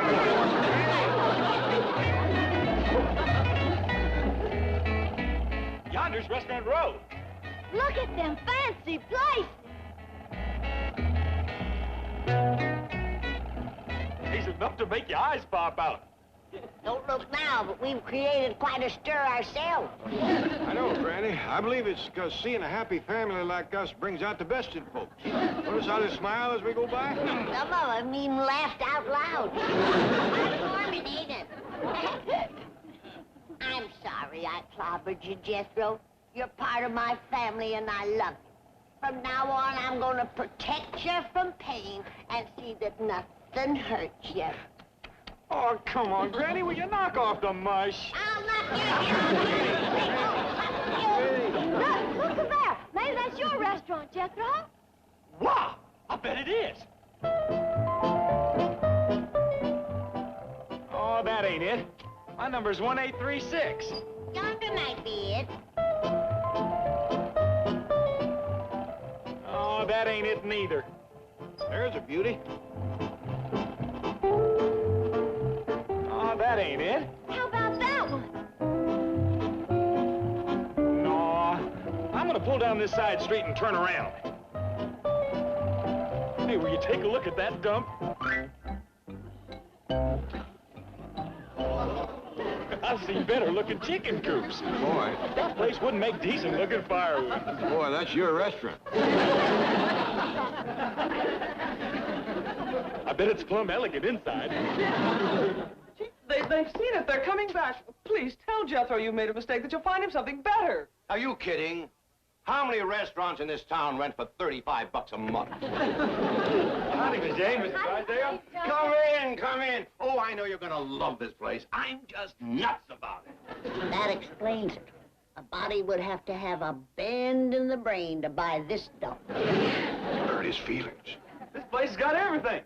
Oh, electric light, running water, there's even a griddle. Look at this, it's all ready to go. It is? Yeah, there's almost half an inch of grease on it. All right, Jethro, the rest is up to you. You've got a beautiful little spot here, loaded with atmosphere. Goodbye, Mr. Clavitt, Granny. Oh, no need to thank me. It's been my pleasure. Bye-bye. Don't say nothing to Jethro, but this place ain't worth no $200,000. Beverly Hills property comes high, but it does seem for that kind of money, they ought to throw it in glass for the window. Probably that newfangled air conditioning that folks out here's always bragging about. Boy, Paul, this restaurant sure had a strange sounding name before. Look at this sign I found outside.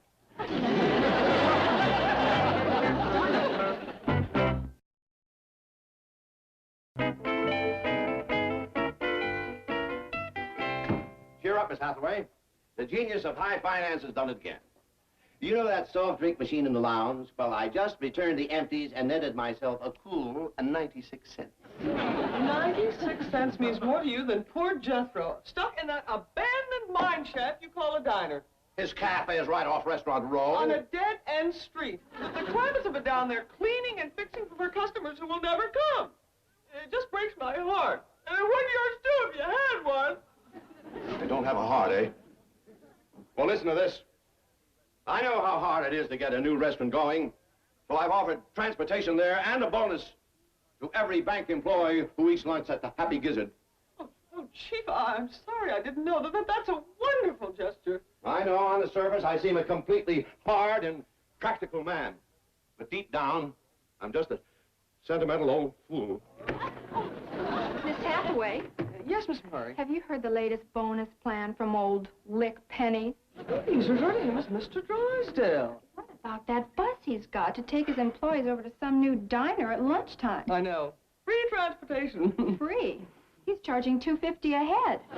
What? Wait till you hear the bonus he's offering. He's giving us 10 extra minutes for lunch. Is that all? I hope so. He's making up the time by taking away our morning coffee break. You say something to, Right. Old Lick Penny. By now, Jethro ought to have his restaurant all stocked up and open for business. Yeah, it didn't take long cleaning it with all of us pitching in. I bet your Granny's happy not having him here for meals no more. What's for supper, Granny? Nothing. Nothing? I forgot how to fix for 3 people. I'm used to having Jethro here and cooking for 12. Yeah, you get used to it again. I don't even want to. There's no challenge. What you mean, Granny? Well, with Jethro here, every mealtime was a kind of a test for myself to see if I could cook enough to fill that bottomless pit of his. I never made it, but it was always something to shoot for. I miss him, Jed. I miss him setting up to the table and wolfing down his dinner in 30 seconds flat. He was fast, all right. Fastest I ever seen. I miss the sound of them big white teeth of his gnashing together, grinding up bones and gristle, anything. Didn't matter. I liked it best when he had corn on the cob. Ain't often you meet a fella who eats it cobs and all. What I'd give to see his knife and fork clanking together again, the sparks flying in every direction. He did bring excitement to mealtime. Didn't matter how you cooked things, raw or burnt to a crisp. Was all the same to him. I believe I can say about Jethro Bodine, he never met a meal he didn't like. Let's go see him, Jed. Yeah, Pa. Well, he's got the truck, and it's pretty near 10 miles down to his restaurant. A short walk is good for the circulation. Come on. I wanted him to go it alone for a spell, but I'm beginning to miss him myself. I'll just get a few things together in case he needs them. Well, now, let's stay out of his way. He's probably got his hands full taking care of paying customers. Gee whiz, where is everybody? 4 hours without a customer. What could I have done wrong? Got the location, a snappy name, new glass in the windows, plenty of victuals, hot griddle. How can they stay away? Hot dog, my first customer.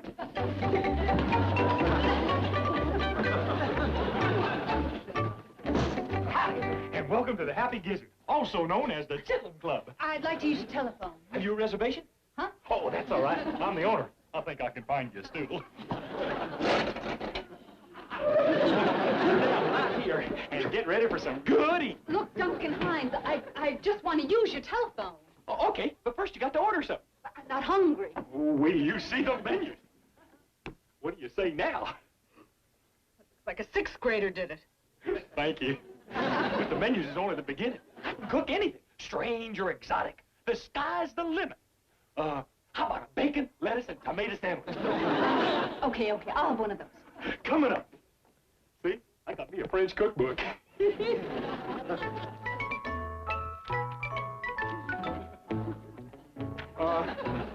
Wouldn't you just as soon have a hamburger? Okay, a hamburger. Gotcha. My griddle's all hot. What would you like on that, beautiful? I wouldn't laugh. There's a lot of danger in this line of work. That's the third time I've done that today. My hand ought to be medium rare by now. Hey, look, where's your phone? Oh, hold on. I'll get your hamburger. Have a glass of water while you're waiting.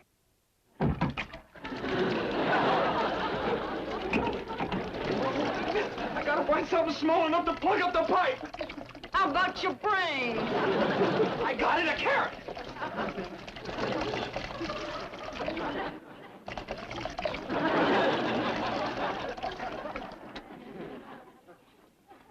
Oh, one burger coming up. Let's see, I need onion. Where are the onions? The onions. There the rascals are. I'll get them.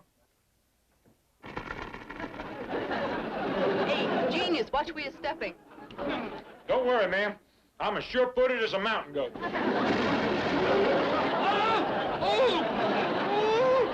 Doggone, my best pair. My soul's done been fried to a crisp. Didn't do my foot a whole lot of good neither. You wait right there now. I'm gonna get them rascals.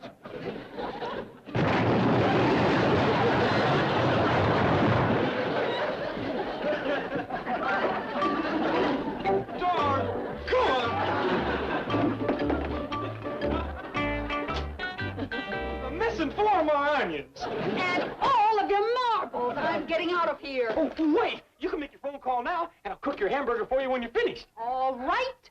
Where is the phone? Get on the truck. truck. I want to use your phone. You can, but I gotta drive you up to my Uncle Jed's. I ain't got one here. Oh, forget it.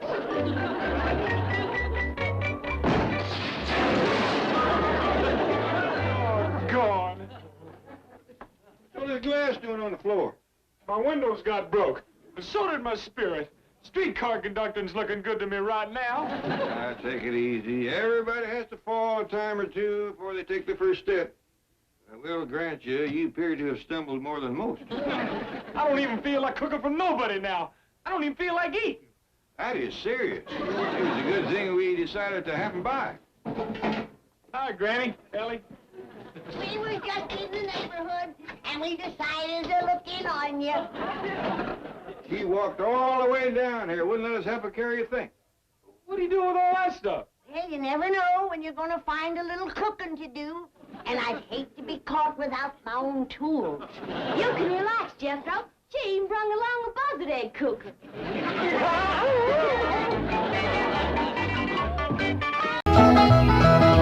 Hey, everybody, look what I got. Uncle Jed, Granny, Ellie Mae, we got a letter from Mom. What's Jethro yelling about? Sounds like he said we got a letter from Mom. What's all the commotion? Ellie says Jethro says Pearl sent us a letter. A litter of what? Did you hear what? No, but I bet you it's kitten. Kittens. Pearl's always trying to give away kittens. Well, there y'all are. Where's the kittens, Jethro? What kitten? Didn't your ma send us some kittens? Just a minute. Nope, just a letter. Jethro, how could you think that kittens would... Well, come on, sit down. Let's hear what Pearl's got to say.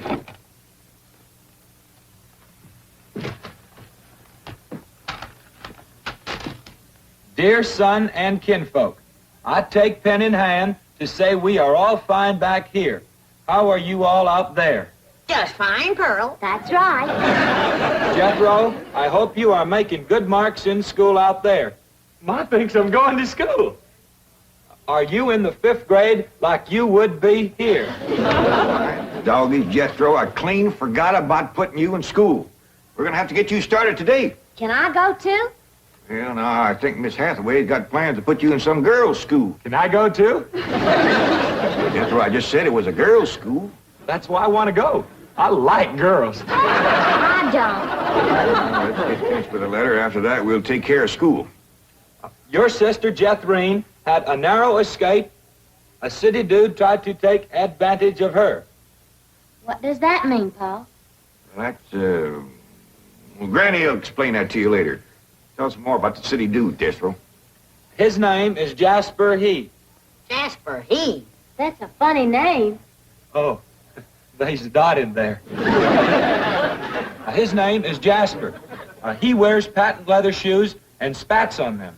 Don't sound too neat, does he? He seen your sister at the cabin when I went there to keep an eye on it for Cousin Jed. I know what Pearl went there to keep an eye on. Mr. Brewster. Well, now, Granny, Pearl's a widow woman. She got a right to look. I ain't knocking it. I got my eyes open myself. At first, I thought the city dude worked for Mr. Brewster, so I drove back out to the cabin to give him a piece of my mind. I could put a bug in that Mr. Brewster's ear. Look out for feathers. Feathers? The more Pearl has her eye on a man, the more feathers she sticks in her hat. That's right. 3 and 8 came in flowing 2,000 barrels a day. And it looks like the news strike's going to be even better. There's no doubt about it. This is one of the richest pools we've ever hit. Yep, everything from here is good news.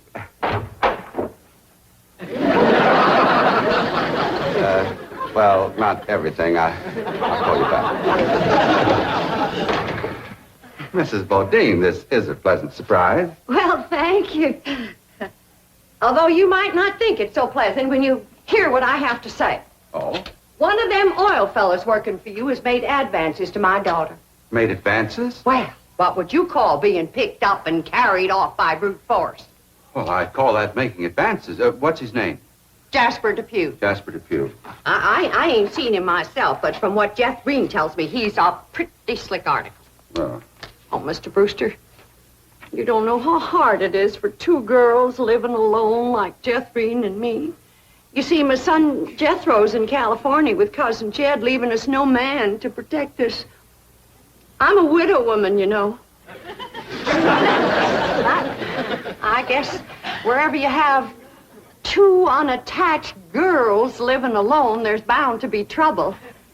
Especially when the girls are the kind that men call lookers. did you say his name is Depew?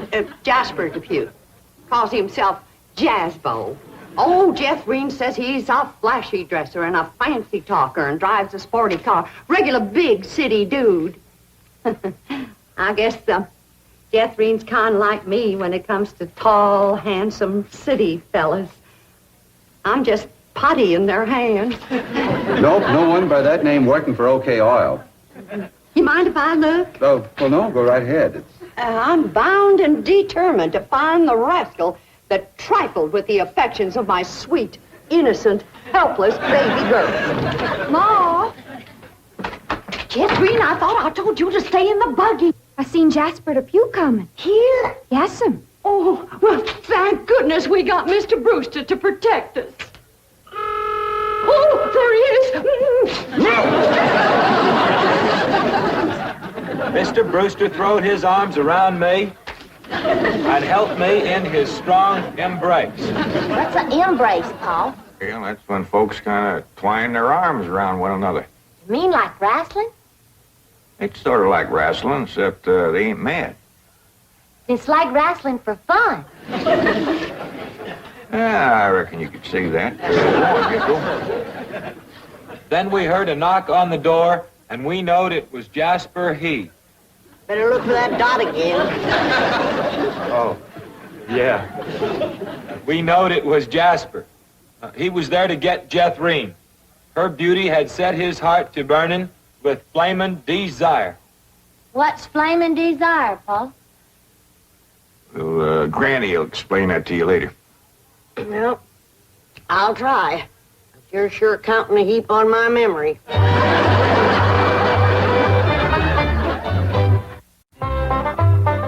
Read on with your Ma's letter there, Jethro. Yeah, it's getting good.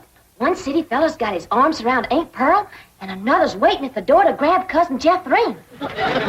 My only thought was to save my daughter, so I tore loose from Mr. Brewster's embrace. I saw Jethrine heading for the door, so I quick throwed myself betwixt my child and danger. Sweet innocent Jethrine, not knowing better, let that rascal in. He went right to sweet-talking in a voice smoother than fresh churned butter. Hello again, you great, big, beautiful lump of sugar. I brought you something all the way from Eureka Springs. Genuine orchids growed in a hothouse. And this lovely young girl must be your sister. I'm her ma. No. Yeah. Well, for Jethrine's beautiful mother, a little gift of genuine French imported perfume all the way from Paris, France. Oh, well, you had an order. Oh, my goodness. Genuine Paris, France perfume. Look at that French writing on there. That says, ah, d'amour. That means, oh, love. Ain't he a sport, Ma? Mr. Jethrine has got herself a steady fella now. He says he is going to ask for her hand someday. I hope he will take the rest of her, too. Ha ha. Give my love to all and be a good boy. I am going out now to mail this letter and get some more feathers for my hat. As ever, your loving mother.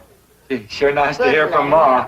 Nice here. Jethro, you and me's got to go right out and find a school and get you to going. Granny, you pack up a nice lunch for Jethro to tote along. How about a big mess of poke greens and chitlins with some pole and a big pot of sorghum to dip it in? Fine. Oh, Granny, it don't have to be that fancy. Some of the other boys here in Beverly Hills might not have it so good. They'd go to complain it to their folks. Let them complain. It ain't gonna hurt none to raise their standard a little. I'll get the truck up to Jed. Paul, please let me go with Jethro. I can help him fight if the big kids in the 5th grade goes to picking on him. I know for sure that Miss Hathaway has got other plans for your schooling. But with Jethro gone, I won't have nobody to play with. Oh, yes, you will. I just remembered something. Mr. Drysdale's stepson is coming home for Thanksgiving. And he's going to be living right next door. And you can play with him. Mr. Drysdale gave me some pictures of him. Here's the pictures of Sonny. That's what they call him, Sonny. He's been going to a lot of schools, and you ought to know some real good games to play. Ain't he something? Yeah, but what? School, all right. Millicent, Schuyler, and Potts. I reckon them 3 is the teachers. 3 teachers? Must be awful big school. I'll say. Well, let's go in there and get you started.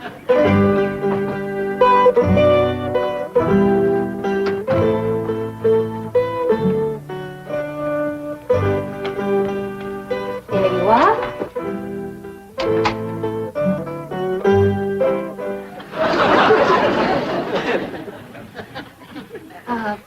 May I help you? Well, reckon maybe you can.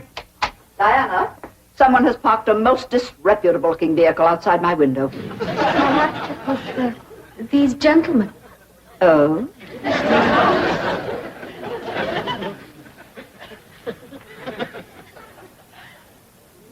Yes? What is it you wish? Well, I'd like to get my nephew started into school.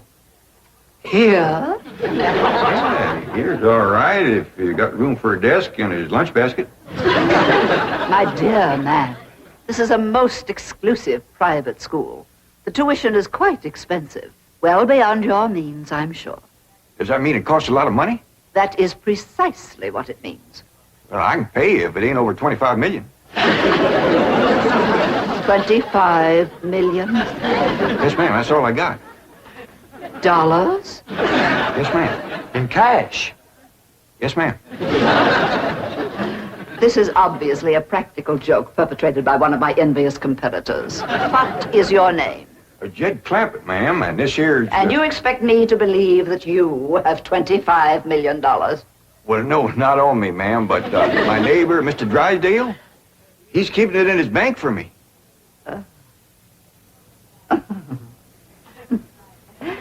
Get me Milburn Drysdale at the Commerce Bank. You see, it just so happens that Mr. Drysdale holds the mortgage on this school, so we are very well acquainted. Hello.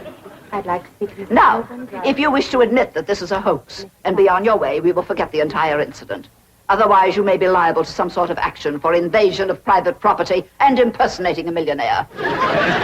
Mr. Drysdale is coming on the line now. Thank you. This is your last chance, Mr. Clampett. My next call will be to the police. Very well. Mr. Drysdale, Millicent Schuyler Potts here. Come in, come in, come in, come in. Thank you, ma'am. Diana, tea for these gentlemen. Crumpet? Oh, no, ma'am, Clampett. Tea, Diana. Use the Spode tea set. Well, sit down, sit down, sit down, sit down. Just the 2 of us. Ellie Mae and Granny didn't come. Yes, well, do make yourselves comfortable. Mr. Drysdale's exact words to me were, well, never mind his exact words. Apparently he values your friendship greatly, and Mr. Drysdale is a very important mortgage. And then, now then, shall we talk about your youngster who's entering our 5th grade? What is his name? Jethro Bodine. Bodine? Jethro? No, ma'am. Jethro Bodine. We always put the last name first. Now, male, of course. Yes, ma'am. Just got a letter this morning. Date of birth? December the 4th. Year? No, ma'am. Back home. We only been here a few weeks. Perhaps you should answer the questions for our vital statistics. Now, we need to know the complete birth date, which in turn gives us the exact age. Now, we have December 4th, and judging from the fact that your nephew is entering the 5th grade, I would surmise that the year is 51 or 52. Am I correct? Oh, Jethro ain't near that old. And in the 5th grade? Why, that's wonderful. Well, perhaps we have a budding genius on our hands. Archie! I'll pour. Oh, Diana, I'd like you to bring me one of our boys' uniforms to show these gentlemen. A 5th grade size. No, on second thought, you'd better make it 3rd grade. He's younger than average. Mrs. Barton. We require that all of our students wear identical uniforms. It makes for less friction that way. Otherwise, the boys of millionaires are apt to be taunted by the really rich. I bet you Jethro will look right good in a uniform. He can't wait to be a soldier. Oh, yes, many a young lad is like that. However, our uniforms do not reflect any militaristic design. No, rather, we strive for something gay, attractive, and smart. Oh, there you are. Charming, isn't it? Now, you take this home and have Jethro wear it when he comes to school in the morning.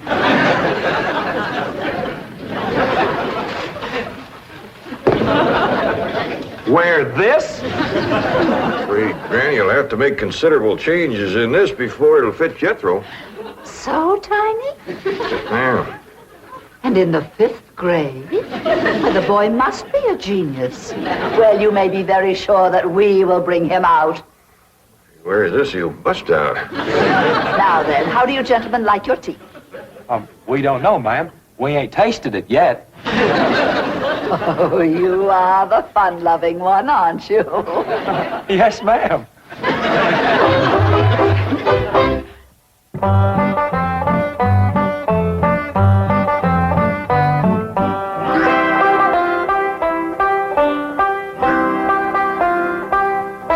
Granny, here's Jethro's school clothes. You want me to help let him out? Oh, well, thank you, Ellie, but let's see what has to be done. Maybe they fit him already. That's supposed to be a hat? I reckon so. What's that? Well, Jethro said it stands for POTS. Pots? That's the school he's going to. Pot school. Hell, he'll be learning a good trade. If there's something folks always needs, it's pots. Jethro can make you some dandy new ones once he catches on to it. Miss Sam Hill is supposed to wear that. Well, Jethro, I reckon. Jethro couldn't have wore that at 3. Well, Paul said it'd take some letting out. Letting out? There ain't enough seams in the whole world to let that out. How's it going, Granny? Are you getting my uniform already? Jethro Bodine? No, Granny. Over to school, it's Bodine Jethro. Ellie Mae, leave the room. You got no shame running around here in your underpants? Granny, these ain't underpants. They swimming trunks. You wrap that towel around you before I cut a switch. But Granny, Miss Hathaway says... I don't care who says what. I'll be glad when your ma gets out here to take you in hand and to make you some school clothes. These things ain't never gonna fit. But Granny, I gotta have these in the morning. It's a rule. All us kids over there's gotta wear these. And that coat, too. Yeah. I sure wish your ma was here with her sewing machine. Girls a whiz at making clothes. Now that you're going to be keeping company with Jazz Beau Depew, you're going to need some nice clothes. I like the little fella, Ma. I'm glad, Jeffrey. But you got to stop picking him up all the time. He ain't heavy. That ain't the point. It don't look fitting for a girl to run around carrying a fella. All right. I won't pick him up anymore. Till we get married. Why would you pick him up then? To carry him over the threshold. You ain't supposed to carry him. He's supposed to carry... No, that's ridiculous. I declare, I don't know how I'm going to keep you in clothes the way you're shooting up. I start a new outfit, and by the time I get it stitched together, you've outgrown it. My new shoes is already too tight for my feet. Oh, them feet. If they get any bigger, you're going to have to go outside to turn around. My feet ain't as big as Jethro's. Well, of course not. He's the boy. Just think, your brother Jethro's going to school in Beverly Hills, California. Yeah. I'm homesick for to see him, Ma. Me too, Jeffrey. I'll bet your rich Uncle Jed has Jethro duded up like one of them actors in movie pictures.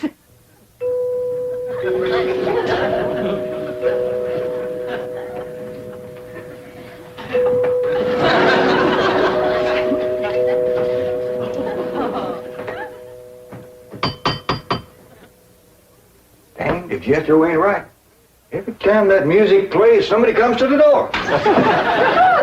Good morning. Surprise! Surprise! Good morning, Miss Potts. I decided to come by and drive our diminutive genius to school myself. What? Your nephew, Jethro. Oh, yes, ma'am. Jethro! Come on down here. You got to ride to school. Well, that's mighty nice of you, ma'am. Oh, tut. I'm going to give the boy my personal special attention. I feel that when one...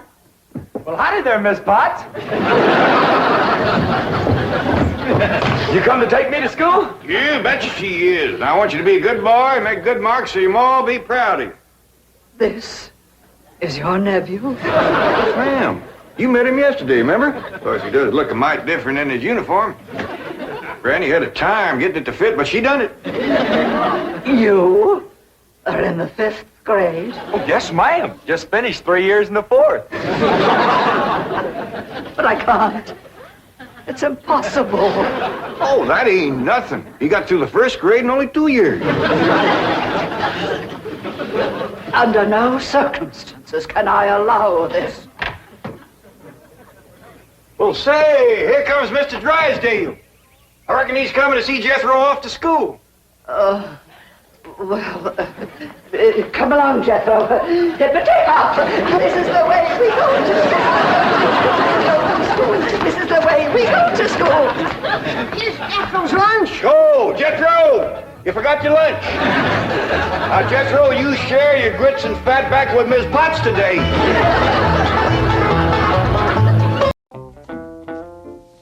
Jethro? What is all this?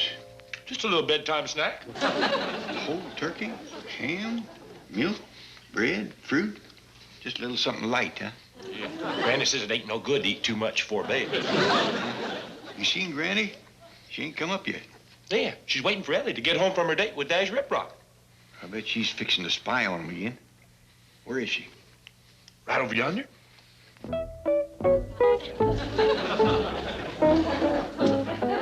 Her ear trumpet? Yeah. I reckon she figures listening's safer than looking. Remember what happened the last time Ellie had a date with Dash? Yeah, she fell off the roof, telescope and all. Right into the back seat of Dash's convertible.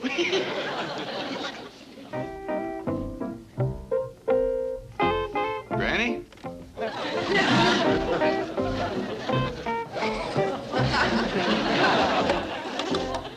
Wake me slow, Jed. You'll never believe the dream I'm having. Where am I? Oh, I must have been sleepwalking. You was fixing to snoop on Dash and Ellie. You call it snooping. I call it taking an interest. My Ellie Mae and Jethro are closer to me than my own young'uns. They're my precious jewels. All I care about is protecting them. Thank you, Granny. My dinner ham and my roast turkey both. Oh, I'm only eating the turkey now, Granny. Saving the ham for a midnight snack. Oh, you giant gizzard. I get my hands on you, I'll skin you alive. I reckon that precious Yule has had enough protection. Now, here, get on upstairs and go to bed. Well, here we are. Alone at last. You can never be sure it was Granny. Oh, she'd have made a great commando. 2 minutes to 8. Middle of the night. Well, it's been fun, Dash. Gee, Ellie, I sure wish you could stay out later than 8 o'clock. When I can't get away from the studio until 6:30, it doesn't give us much time. I don't mind. Yeah, but it'd be nice to go out to dinner one night and have time to finish it. Wasn't they nice to us at the restaurant? Putting what was left in these bags. For Bow Wow. I reckon they didn't have time to print some with our names. Well, it's 1 minute to 8. I'd better say goodnight.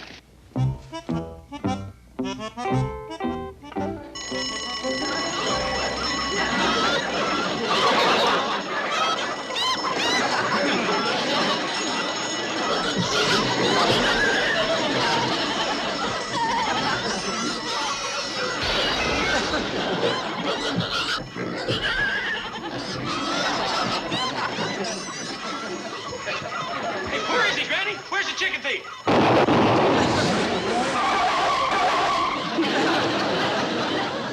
What's all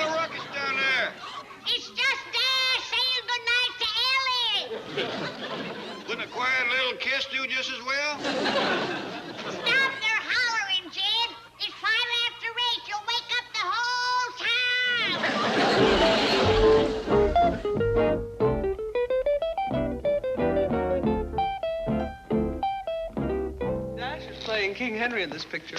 Oh, there he is, Chief, out there in that castle set. Dash! Hello, Dash! Oh, hi, Mr. Drysdale. Hold rehearsal, Joe. Stay where you are, Mr. Drysdale. I'll be right down. Oh, look, Chief, he's going to swing down to us. He does that stunt in all his movies.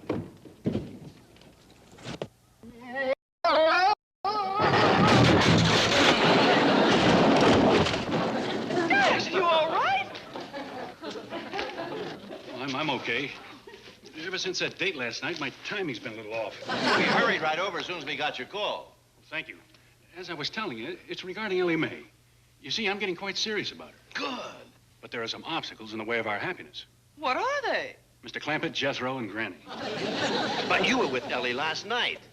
What there was of the date was fine. But bringing her home, you've got to have an armored car and a bulletproof vest. Well, what can we do? Well, I was thinking of running up there today in between scenes. Now, if you could talk to him before then, explain to him that my intentions are honorable and that they can trust me. You mean they don't? Well, I can't even hold hands with her. Every time we go into the parlor, Granny comes in there with her knitting and sits there until I leave. Oh, dear. Not only that, the whole time she makes me hold her yarn. Bravo, Granny. The world needs more of that. Old-fashioned ethics, standards, principles. Hello, my dear. This is the young lady playing Queen Anne. You look every inch a queen, my dear. Gee, thanks, honey. You're sweet. She's the head of the studio's personal discovery, Miss Camille Softic. You mean we have to go and rehearse again already? Yeah, Dash, you know the scene. Kiss me, Your Majesty. And my love. Getting back to Ellie. Oh, Miss Hathaway has volunteered to go right up and speak to Granny on your behalf. Well, thank you, Miss Hathaway. Camille, please, I'm busy.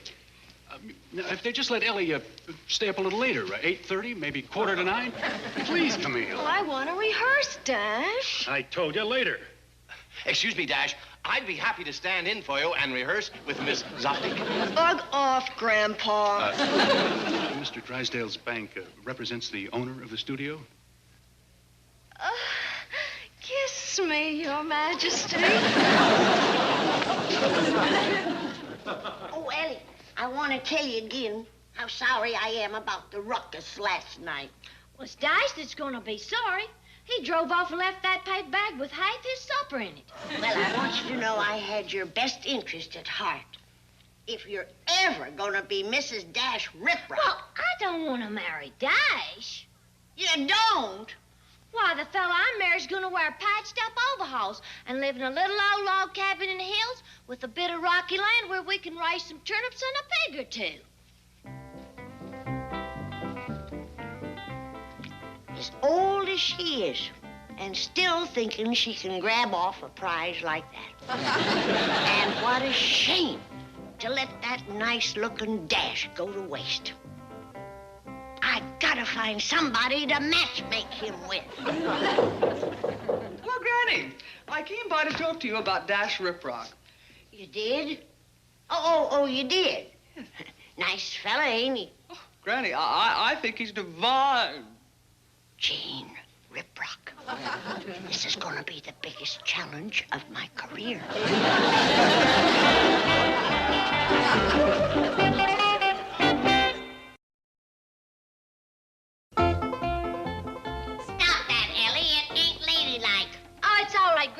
Him win. If Dash Riprock was to walk in here right now and ask you to marry him, what would you say? I'd say it gone squirrely. Hush up. What would you say, Ellie? Oh, well, I'd have to say no. I like him lots, but I don't love him. I just wanted to make sure. Now, I want to matchmake Dash with Miss Jane. Miss Jane? Why, you're greening me. Will you hush up? I don't know when your mouth is a bigger nuisance, when you're talking or when you're eating. I think Dash and Miss Jane make a dandy couple. Good. Now, what we have to do is to get Dash's mind off of you and on to Miss Jane. That means talking down Ellie and talking up Miss Jane. I volunteer to talk down Ellie. Here. Now, we gotta work fast. Miss Jane is in the parlor. She says Dash is coming by to see you today. For a little while, he said. Good. Now I'll go out and start selling her on Dash. And after a little while, you come in and help. Yes, well, this'll be easy. I hope so. 'Cause selling him on her is gonna be harder than peddling a hairbrush to a hedgehog. And he's polite. Ain't nobody got better manners than Dash Riprock. And strong. Why, you would never need a plowing mule with Dash around. Yes, Granny, and he's quite trustworthy. Trustworthy? Why, he'd rather walk barefoot through a stubble field before he'd tell a lie. And he's got them rugged good looks and deep voice. And he's so all-fired charming. Oh, Granny, stop bragging on me like that. Dash Riprock's here. Wait till you get a look at him. Miss Jane, we are about to meet one of the biggest movie stars in Hollywood today. And in spite of that, he is as simple and down-to-earth as anybody you'd ever want to meet. My ladies. Well, he might have gone a little Hollywood. You run along, Jethro. Take my advice. Get rid of them show-offy clothes. You'd look a whole lot nicer in a plain suit and tie. I've only got a few minutes. Will you tell Ellie I'm here? Yeah. But if you only got a few minutes, I doubt if she'll make it. Usually it takes her all afternoon to put on her makeup. That doesn't sound like Ellie Mae. You ought to see the old gal before she slaps on her war paint. Suppose I shouldn't have said that. Shame on me. How about that? Now she's making up excuses to keep Ellie and me apart. I don't understand it. Before you came, she couldn't say enough good things about you. You don't suppose Granny's got a short in her wiring, do you? Oh, I don't think... Well, I suppose at her age, the insulation could be frayed a bit. Hey, Granny, hey, shouldn't you be in there matchmaking or prodding old Dash or something? Now, you leave the affairs of the heart to me. Your specialty is the stomach. When do you think Dash is going to propose? I just hope it's within my lifetime. I'm afraid I sold Miss Jane on Dash too strong. She's probably overeager, and she's doing everything all wrong in there. Granny, I'd like to take Ellie out tonight. I was right. Well, here comes our little head turner now. Miss Jane? Oh, yeah, that's right. She sure makes me feel like turning my head. How about you, Dash? No, I mean... Granny, I've got to get back to the studio. Can I take Ellie to a premiere tonight? Oh, my, a premiere. Doesn't that sound exciting? Oh, it would be thrilling, I know. Then it's all settled. What time are you picking Miss Jane up? What? Oh, no, he means Ellie. Oh, you'd like to go to premiere tonight, wouldn't you, Ellie? Well, thank you. I'd love to, Miss Jane. When are we going? I'm taking Ellie. It's my new picture. We'll have an early dinner and... Now, hold on. Ellie can't go unless she has a chaperone. Miss Jane. All right, anything. But I don't have a date. You do now. Me? Now, don't worry about an early supper. You can have it right here. Well, I was thinking of candlelight, a little spot with some romantic atmosphere. All right. You can eat in the court and parlor. Oh, boy. And don't worry about the early part. I'll start serving at 4 o'clock. I thought you was in such an all-fired hurry. Well, I do have to go. I'll see you later. Ellie, the dress is black tie. All right. Maybe I can borrow one from Jethro. Yeah, it's all right, Dash. I'll take care of everything. Thanks. Goodbye, all. Bye. Bye. Goodbye. Hey, Dash. I hope at your wedding you'll let me be the fella that stands next to you. Gives you the ring. You know, the bridesmaid. Jethro, I don't know what you're talking about. Anyway, I gotta be getting back to the studios. I'm due in front of the cameras. Oh, hey, so that's why you're wearing them fancy duds. You shooting a Western? Jethro, this is a Henry VIII outfit. Oh, well, you tell old Hanky. Sure knows how to sew together fancy clothes. Of course, he did make the pants awful short. What? Your long johns are showing.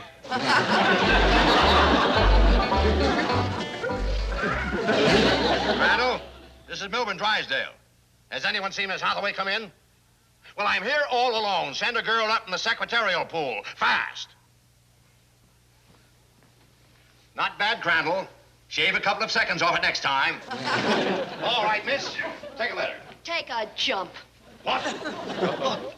Mrs. Optic. Well, this is a surprise. I want to talk to you. The feeling is mutual. You know, I didn't get a chance to tell you this morning that I've appeared on the stage in The Pirates of Penzance. When I was in high school, of course. When you were in high school, where'd you learn your lines from? A stone tablet? Miss, may I remind you that I represent the owner of Mammoth Studios. Yeah. And you show up this morning, and all of a sudden, Dash Riprock is taking Ellie Clampett to the premiere tonight instead of me. No, you wouldn't hit an old man wearing glasses, would you? Oh, relax, Pops. I just want to know where Ellie Clampett lives. 518 Crestview Drive, why? Because I understand Dash Riprock is up there, and I'm going to have a little talk with him. Oh, but Dash isn't there now. He won't be until 4 o'clock. Okay, good enough. Shouldn't have told her that. She's going to make trouble. It's all right, Chief. I'll be there at 4 o'clock, too. I have to chaperone Dash and Ellie Mae. Chaperone? That's ridiculous. I'll call Mr. Clampett. Don't you dare. My date is Jethro. But what if this Camille gets tough? Need I remind you that I was the black belt karate champion at Vassar?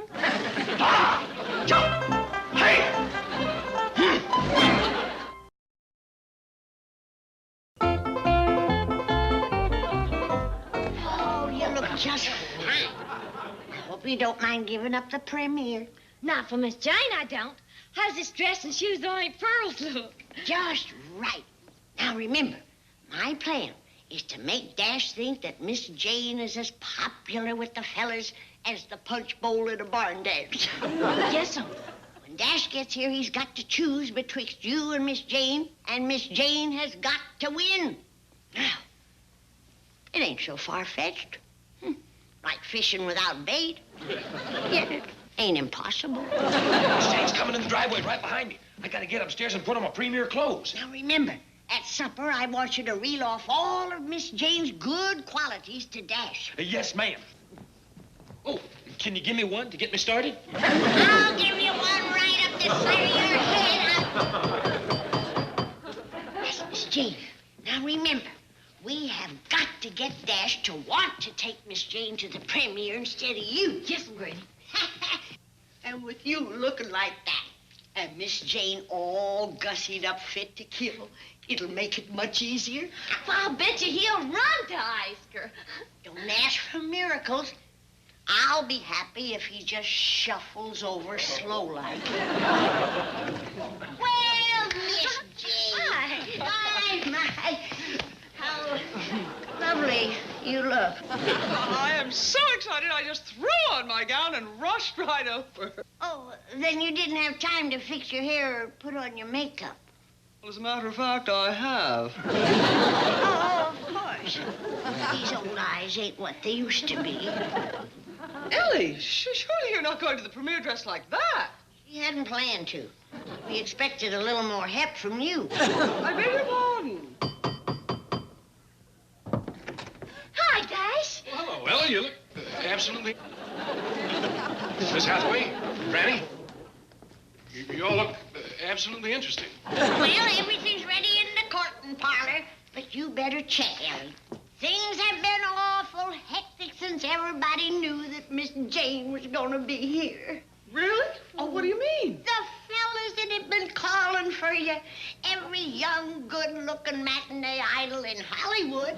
Me? I should say. Raymond Navarre called. John Gilbert called. William S. Hart. Justin Farmer. Rudolph Valentino. He's especially anxious to talk to you. You must be joking. Oh, no, the list goes on and on. Oh, that Miss Jane is a regular Vilma Banky. I wish Ellie Mae was as popular, but she only gets phone calls from her old classmates at the rest home. Hi, Dash. Miss Jane, you're looking prettier than a smoked turkey. Miss Jane gets them kind of compliments all the time. I'm gonna change into my premier clothes after supper. Is it time yet, Granny? Yeah, I just hope that Ellie Mae's got Miss Jane's flowers out of the way. Flowers? From all of your boyfriends. They've been coming all morning. You can't be serious. Just look at that. With all she's got, she's modest, too. Go on in, see for yourself. Hey, how about them flowers, Ellie? The fella at the flower shop said he cleaned out the whole place for me. Yeah, he did. Come on, let's go. Look at this. You think Miss Jane ain't popular?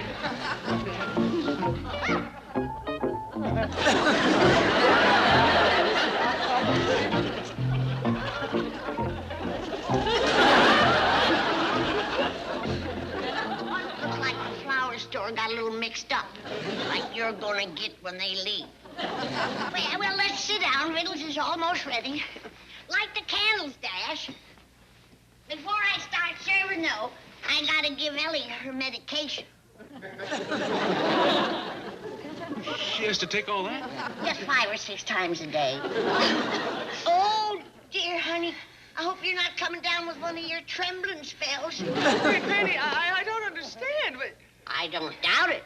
As full of health and vigor as you are. Well, it looks like Ellie's gonna make it through dinner. I'll start serving. What are we having, Granny? Well, we're gonna start with ham hocks. Got your teeth in, honey?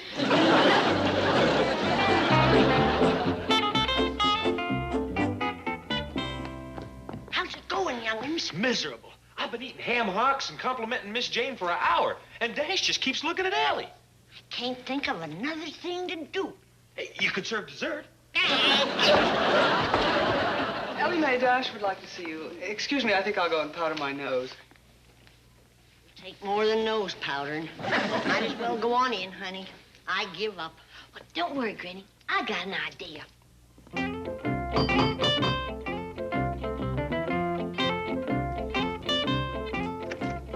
Okay, where's Dash? Don't make any trouble, miss, or I shall knock your wig off. Dash is busy. All right, then find somebody else. I want to go to that premiere because everybody in Hollywood's going to be there. Wait a minute. Is that really a wig? Yeah, what about it? I know a way you can get to the premiere. But first, you gotta do me a little favor. You sound like one of those movie producers. So, Ellie, I want you to start thinking about settling down with me. Well, Dash, I couldn't be happy married to a Hollywood movie star. Premieres and such just ain't my kind of life. Forget the premieres. I'll give you any kind of life you want. Just name it. First off, you'll have to give up that fancy penthouse apartment. It's done. You see? Anything. I'd want to live in a little log cabin in the hills. A log cabin? Uh-huh. And we'll have a little patch of ground and a goat and a pig or two and 10 or 12 young'uns. Just a small family. 10 or 12. Yeah. Of course, you want to trade them fancy duds and shiny shoes for some overalls and a pair of clod crunchers. Cloud crunchers? While she's out pulling a plow all day, I'd be cooking for you. Fish head stew and baked possums, hog giles. Oh, boy. Well, Ellie, it certainly sounds interesting. Oh, and one more thing. I'd want to call you by your real name, the one you went by back in Peoria. You mean... Homer Noodleman. Right. I want you to have some time to think about this, Ellie. Why don't I call you in a couple of years? Sure, Homer. You look double dandy, Miss Jane. Camille did her best. Ellie isn't going to the premiere, Granny. I'll have to go without a date. Here's your date. Of course, I don't know what I'm going to say to Rudolph Valentino. If anybody can talk to Rudolph Valentino, you can. Don't worry. It's all a bad dream anyway. Dash, wait a minute, Dash. Where's my date? He's right behind you. I'm ready to go to the premiere. Put pants on to cover the long johns. I'm going to the premiere with him? You've got to be kidding. Hey, come here. His uncle owns the studio. Oh, kiss me, Your Majesty. Come on, let's go.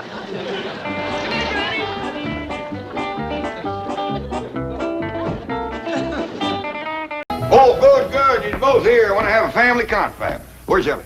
Well, she's out back with her critters. Ellie Mae? Yeah, Pa? Come on in here. Going to have a family confab.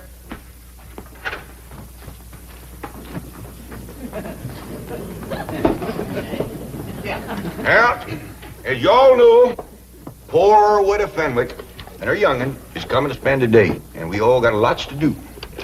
Fenwick.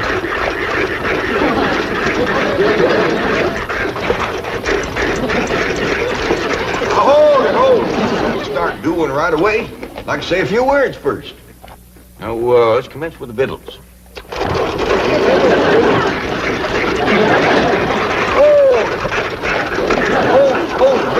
Granny, I mean the victuals for the Fenwicks.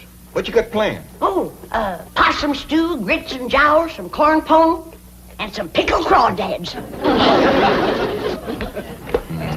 Sounds a little rich for folks that ain't ate for a while. Well, maybe you're right, kid.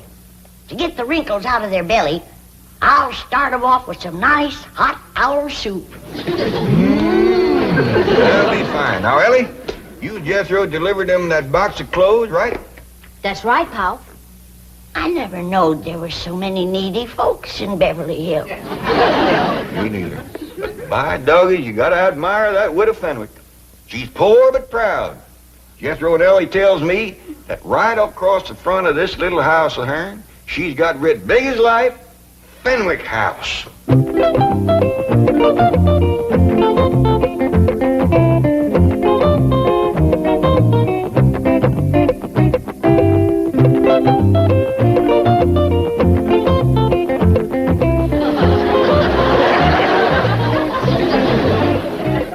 Cynthia, I have not refused to visit the Clampetts. It's just that I can't bring myself to wear those dreadful clothes. They are not dreadful. They are the very latest fashion introduced at the Willows Finishing School by Miss Ellie Mae Clampett herself. Don't you understand, Mummy? The latest thing is to look basic and understated. It has something to do with Zen. But they just don't look right. Mummy, when a girl as rich as Ellie Mae Clampett wears something, it's got to be right. Now, come on, let's not be the last millionaires in Beverly Hills to get the new look. The Clampett look.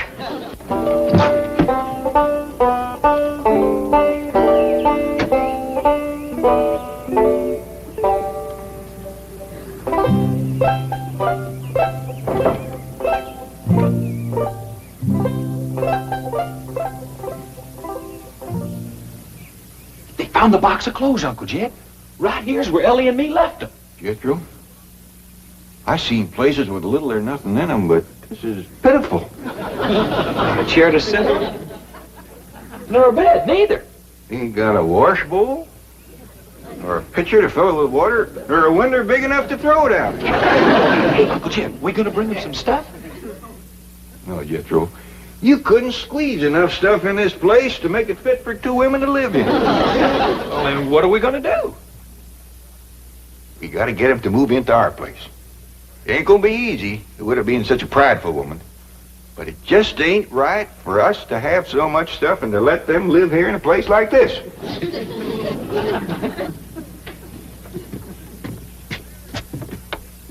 Now there's something I just can't understand.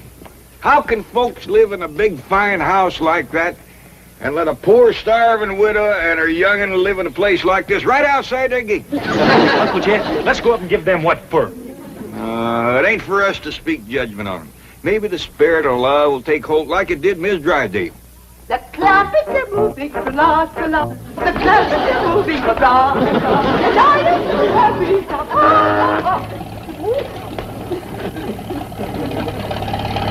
Miss Drydale?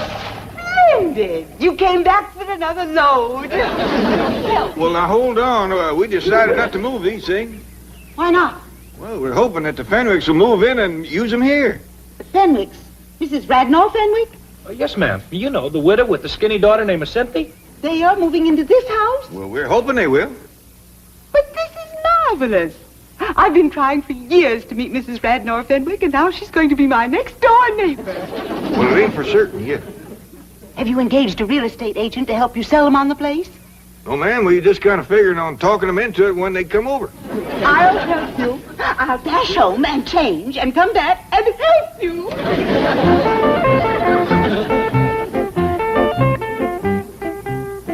You see what I mean, Jethro? The spirit of love has put wings on her feet. I'll say, Uncle Jed. Just look at her go over that head.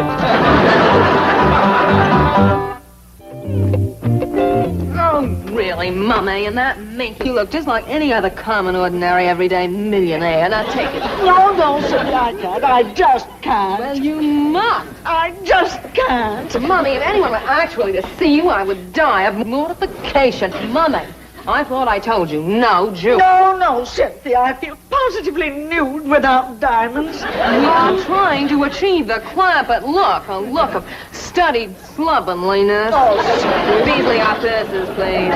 No, Cynthia, not those buckets. Be silly, Mummy. Yesterday, Ellie Mae Clampett carried one to school, and the effect was devastating. Oh, dear, if your father could see us now, he'd just turn over in his mausoleum. Beasley, get the rolls out of sight quickly. We'll call you if we need to. Yes, Beasley, park it close by. Yes, I'll phone you to the front seat number. Oh, Mummy, look at that. Oh, yes. Disgraceful, isn't it? Disgraceful? It's fabulous. Unbelievably understated. It's probably the only purely existentialist car in Beverly Hills. We must have it copied. But, Cynthia, we've used nothing but rolls for decades. Oh, Mommy, this is progress. Don't you understand? Frankly, no. I seem to have lost all sense of values. It's like a nightmare. Don't you want me to set the table in the fancy eating room? I reckon not, Ellie. We gotta be special careful not to put on airs around the poor widow. Let's eat in the kitchen family style like we always have. Well, that's a good idea. If we want the Fenwicks to move in here with us, we gotta make them feel like this family. Jed, is the Fenwicks moving in with us lock, stock, and barrel? Granny, the Fenwicks ain't got a lock, stock, and barrel to move in with. Right, Ellie? That's right, Pa. Not even a rain barrel. He ain't got a pump. He ain't got a place to wash at all. Well, the best thing to do when they get here is to stick them in the tub and scrub them down. I don't think they'd take to that right off. Hey, Ellie Mae. Come on, Ellie, let's go swimming. What's the matter with you? We's got company coming. Oh, Granny, I'm hot and tired. You get into some decent clothes. Now, hold on, Granny. I think maybe Jethro solved their problem. You see there, Granny? I solved your problem. What problem, Uncle Jed? Getting the Fenwick scrub without shaving them none. You mean I should do it? Oh, you just go for a swim in the cement pond and take along a cakey Granny's lye soap and a nice stiff brush. Ellie Mae, when the widow and her young'un get over here, you invite them down to the cement pond for a swim. Okay, Pa? When they get down to the pond, Jethro, you commence the soaping and the scrubbing and the splashing, and they'll get the idea. Dingies, that's a first-rate notion. Well, thank you, Granny. There goes that spooky music coming out of the walls again. Boy, is pretty. Yeah, I hope it keeps playing until the widow gets here. It might cheer her up. Well, someone best open the door. Because as soon as that music starts to play, someone's going to come a knocking at the door. I noticed that. Take a look outside, Ellie. I just can't through with it. Mommy, please, you can do it. Come on, I'll help you. They's coming, but that poor old widow woman can't hardly make it. I'll get my jug. Is they wearing the clothes you bring them? Yeah, Pa, and toting buckets. To carry home leftovers. Lord love them. Let's go give them a helping hand. Howdy there, Cynthia. This here's my Pa, and I reckon this is your Mom. Welcome, welcome. Well, dogged if you ain't plumb tuckered with a Fenwick, but don't you worry. Granny will fix that.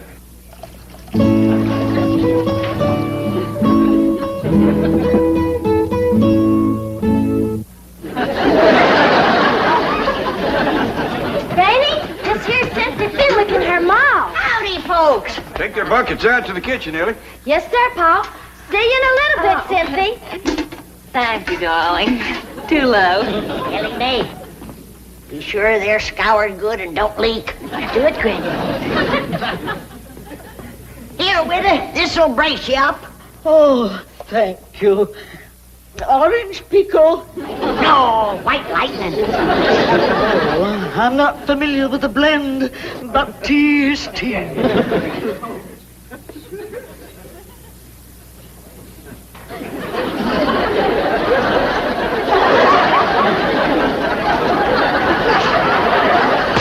Got her to breathing deep. Here, Mommy, have a cigarette, darling. Oh, I wouldn't light a flame so close to your maw just yet. You just might set her off. Come on, Rita. Let's go to the kitchen. I'll give you a nice hot bowl of owl soup. Owl soup? Oh, Cynthia, please send for the rolls. No, Mommy. She's right, Witter. You don't need no rolls. Granny's baked some corn pone. Eat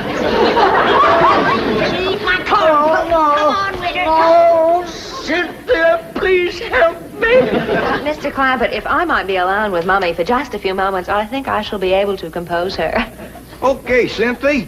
Just follow your nose to the kitchen. Yeah, the grits and jowls will lead you right to the door. Good girl, Widow. Cynthia, did she say grits and jowls? Yes, Mummy, doubtless the maid and the butler. Now, come, do get a grip on yourself. Oh, yeah. Mummy, think of all the trouble the Clampetts have taken to achieve a total look. The truck, those clothes, their speech. Why, they even weave. You'd weave, too, if you ever drank their tea. I must try to emulate them.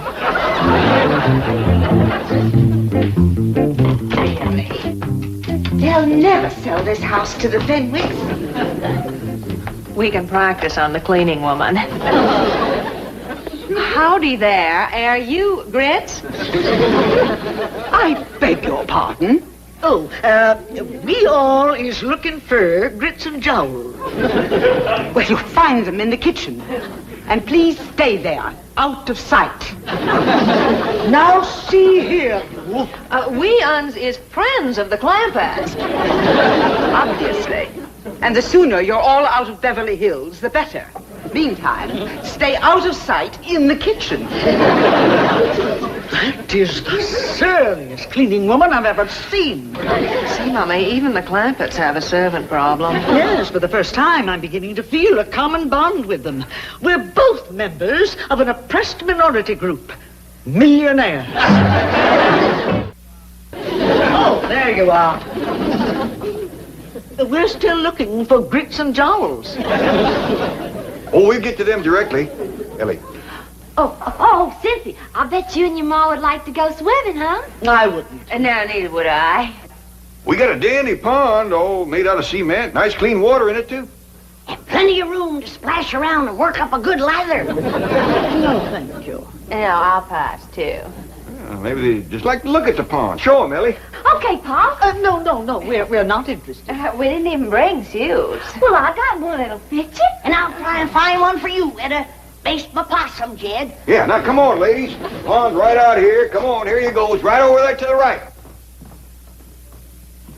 Peculiar behavior. Why do you suppose they're so insistent that we come up? Mummy, looky there. Magnificent.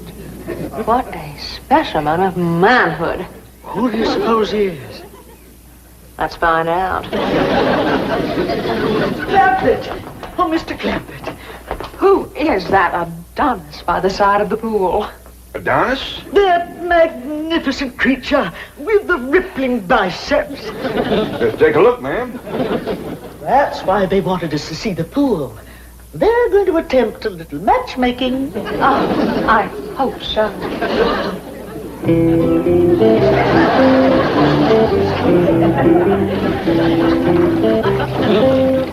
Right there is Duke. Duke? He has a title? Yeah, Duke. Duke of what? Where's he from? Well, he was born in Oxford. He's been with us since he was a little feller. Then he's the Duke of Oxford. Yeah, I reckon so. We just call him Duke. He hasn't got a wife, has he? Well, he's had his share of lady friends, but nobody right at the moment.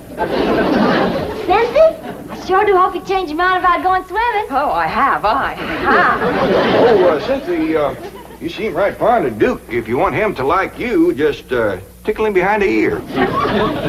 He just loves that, Cynthia. And when he lays over on his back, scratch his belly. But don't stand there. Get scratching. Show her where to change, Ellie. Okay, Pa. Mr. Clampett, I imagine that Cynthia and I do appear a bit eager, but I want you to know that my daughter is worthy of royalty. We Fenwicks are a very, very old family. Oh, now, Witter, don't talk like that. There's many a good tune left in an old fiddle. Here's a brand new swimming suit. Never been wore before. It was give to Jed here for a wedding present. Remember, Jed? Too big. Wouldn't be enough left sticking out to wash. Wash? We'll make do. You better leave the room, Jed. Go on out to the laundry tub, Witter, and peel your shirt off.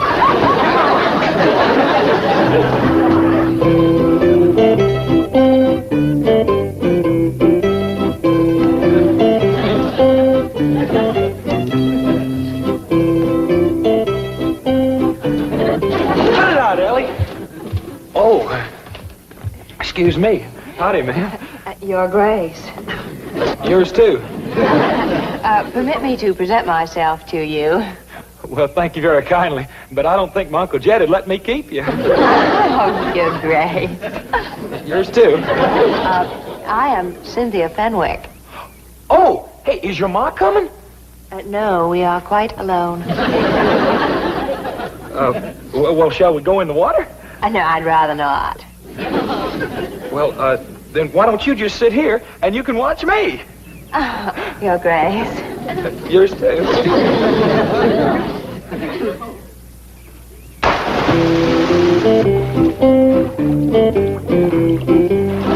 Now watch here.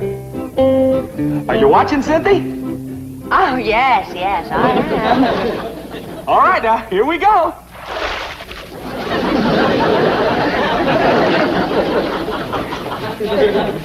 You get the idea? Well, it looks as if you are taking a bath. That's all right. Come on in. Your Grace. Yours too.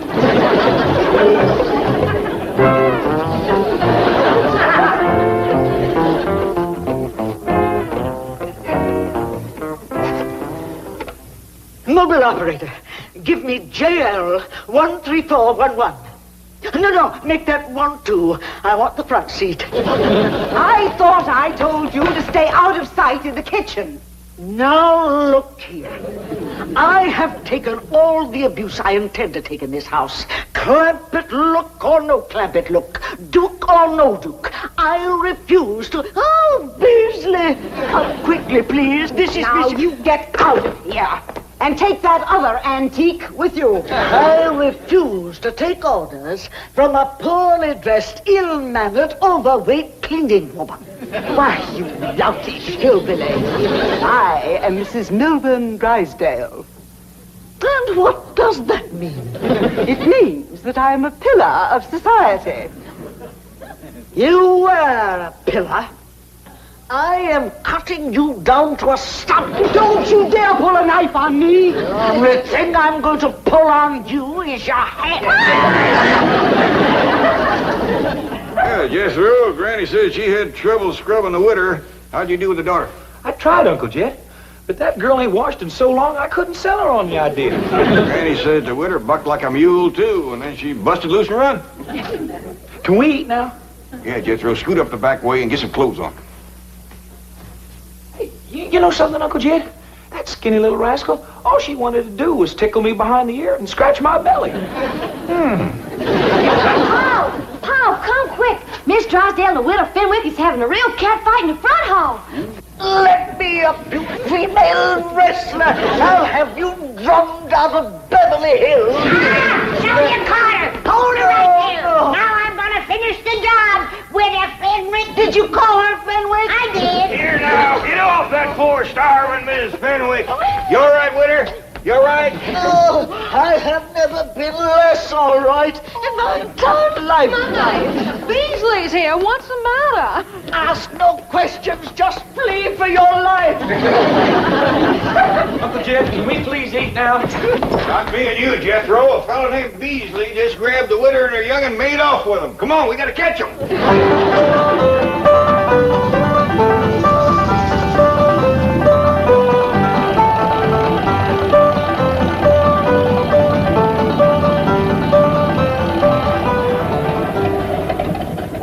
They turned right in there, Uncle Jeff. And now the gates are closed. Well, I'll be doggone. That Beasley feller is the one that lives in that big mansion. And he's taken the widow and Cynthia into his house. And bowing and scraping to him, too. Uncle Jeff, you was right about not speaking judgment on that rich fella. Yeah, looks like the spirit of love sure took a hold of him, all right. Come on, Jethro, let's go home and have some possum.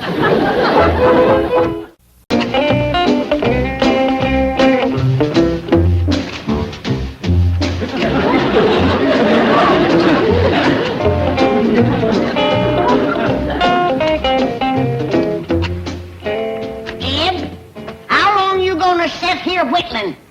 We whittle up our idea for something better to do, I reckon. City living, nothing to do, and all day to do it. Some nights you only have done. It'll be the ruination of all of us. Well, here comes Miss Jane. Mr. Drysdale ain't with her. Well, Mr. Drysdale's in New York. Well, I wish we was in New York, away from this city living. I hear tell New York is bigger than Beverly Hills.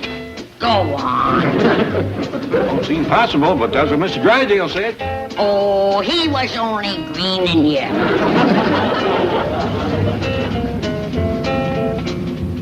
Howdy, Miss Jane. Greetings. Granny, Mr. Clampett, I have the most thrilling, exciting news. Mr. Drysdale telephoned from New York this morning. Well, that beats anything that happened around here this morning. Say, Miss Jane, is it true New York is bigger than Beverly Hills? Yes, indeed, 8 million people, but listen to this. Mr. Clampett, you now own a motion picture studio. Is that a fact? You hear that, Granny? Yeah, and I still don't believe it. 8 million people. That ain't all, Granny. Mr. Drysdale says they got trains that runs underground.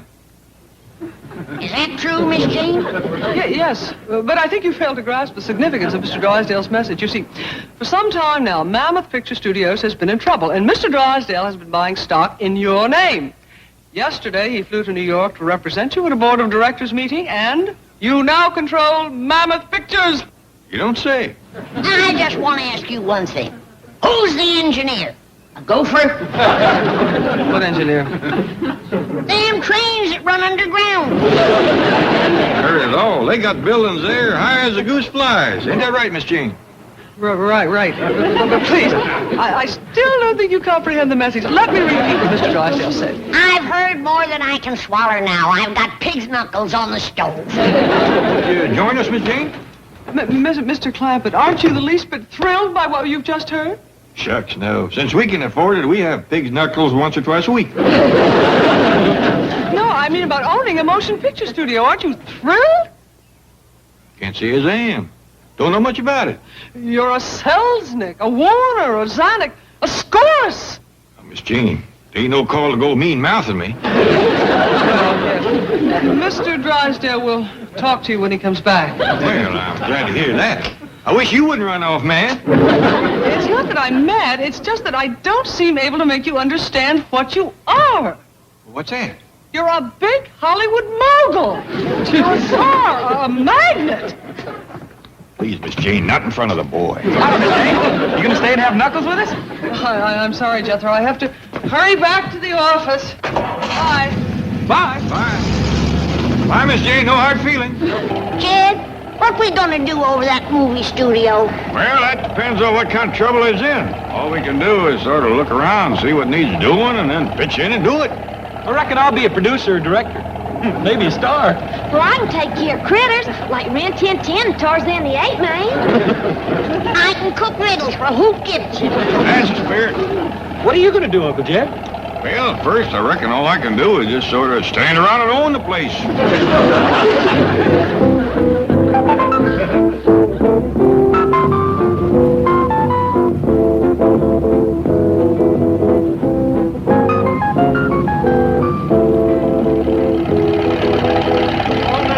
hold it.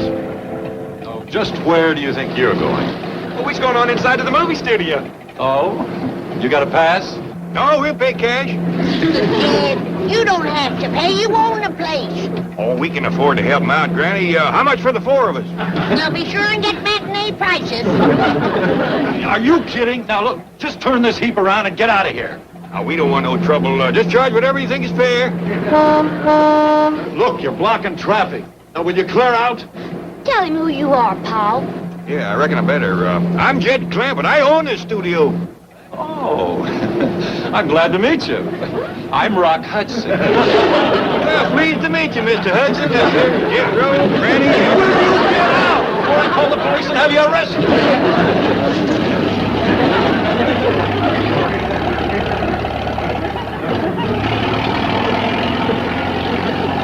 I don't know what old trouble he's having, but one thing they could use is a friendlier ticket ticker. I blame myself for what happened, Mr. Clampett. When I called you a Zanuck, a big Hollywood mogul, I obviously got you all stirred up. Oh, Miss Jean, I don't hold that against you. I shouldn't have done it. But I am certain Mr. Drysdale doesn't intend for you to take an active interest in the studio. He's having trouble, ain't he? Oh, yes, that's how he was able to grab it so cheaply. Invest in it so wisely. Why don't we just let matters ride until Mr. Drysdale returns? No, Miss Jean, if I own the studio, I feel it's my bounden duty to go over there and take a good look around. Oh, well, I can certainly arrange that. A tour of the lot will be very interesting. I'll call the head of the studio, Mr. Lawrence Chapman. Miss Jane Hathaway. Never heard of her. She's with the Commerce Bank. Never heard of her. They represent the new owner of the studio. Hello, Janie, baby. Hiya, sweetie. How's my favorite princess? Of course I know you. They're on their way over? Now, don't you worry, doll. I'll make sure they get the red carpet treatment. They'll be dressed how? Driving a what? Boy, I can't wait to commence being a movie producer. What does the movie producer do? Well, mostly he just goes around asking pretty girls if they want to be in movies. That sounds like something you can handle. Where'd you learn to be a movie producer? Seen a movie about one. Keep your eyes open, boy. Yonder's our studio. Here they come. Flag them down. I'll put them in my car. Do you mean to tell me those people actually do own the studio? Come on, flag them down. Hold it, hold it. Howdy, Mr. Hudson. Thank you, Mr. Hudson. Howdy, Mr. Hudson. Howdy, Mr. Hudson. Boy, that Rock Hudson sure is friendly now. Yeah, waving like Morse on a windy day.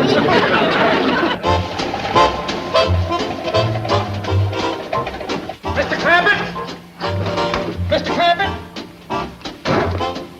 Yes, sir. I'm Jed Clampett. Lawrence Chapman, studio head. Oh, howdy, howdy. This is a rare moment, Mr. Clampett. You're the talk of the industry. I am? Well, the way you took over this studio brings back the old days. You know what they're calling you here in Hollywood? They're calling you a Lemley, a Zucker, a Roach. Do you feel that way? To me, you're the biggest. Well, I got to admire you for saying it to my face. Oh, this is the family. Granny, Ellie Mae, Jethro, meet Mr. Chapman. Howdy, Mr. Chapman. Where's your little mustache and your hat and your cane?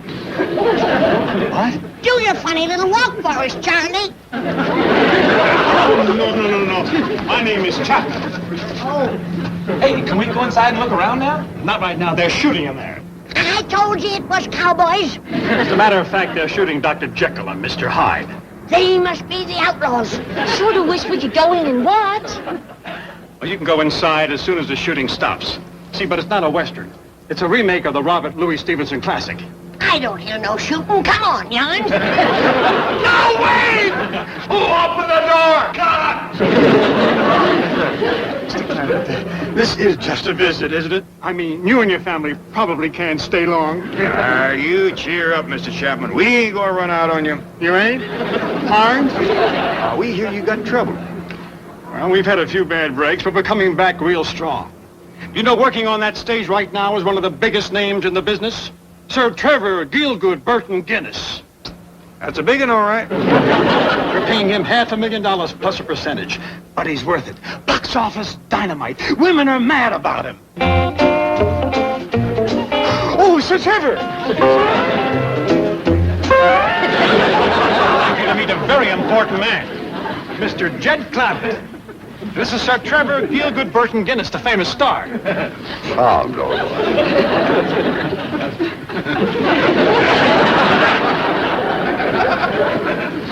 Pleased to meet you, Mr. Sir Trevor. Mr. Clampett owns a studio.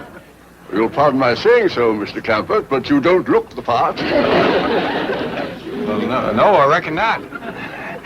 How's the picture going? Well, frankly, I'd like some younger and prettier girls to work with. Excuse us, come along. I'll speak to the casting director. He's my nephew. Ted, did you see that hairy goober with the high hat?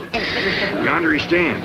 That man can cure hiccups. He is right plain looking. Fancy dresser, though, and a big star. Go on. That is Mr. Sir Trevor Gielgud Burton Guinness. Hope Gibson's horse looks better than him. Folks, how did you like Sir Trevor? Oh, just fine.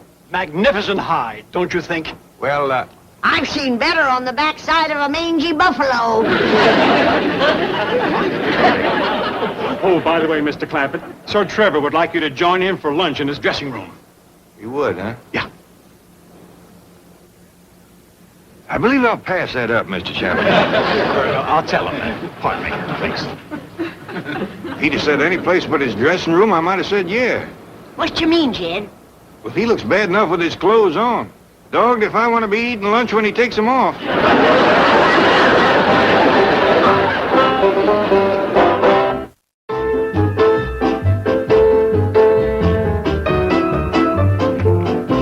What do you mean they're driving around the lot? I told you to take them to the executive dining room and keep them busy eating for a while, didn't I? I tried, but there wasn't anything on the menu they liked. Well, send out for it. What do you send for possum shanks and pickled crawdads?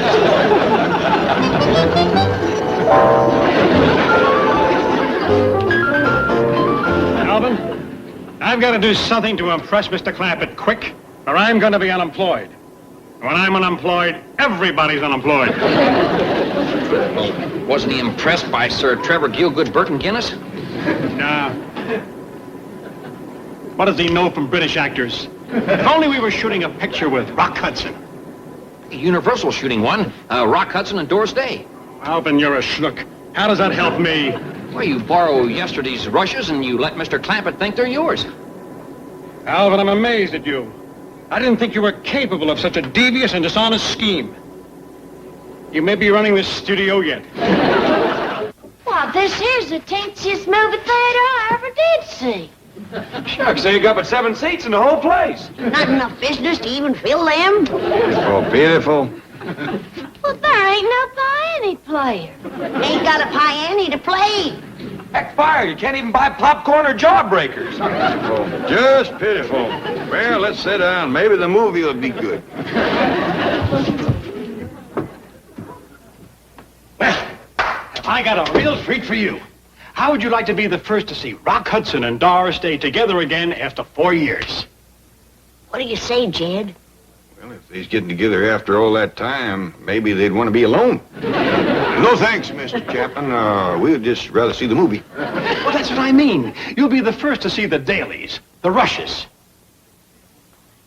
It's the film that was made yesterday. Oh, fine, fine. Well, that'll be dandy. Believe me, Mr. Clampett, this new Rock Hudson Doris Day picture is going to be a smash. I'll see you when it's over. Pardon me. Well, I'm glad to know that Hudson feller can do more than take tickets. Maybe if he's good in the picture, he can give up that job out by the gate. You'll soon see. Reckon that's Rock Hudson? Must be. By doggies, he sure looks better up there than he does out at the gate. Well, that there must be Doris Day.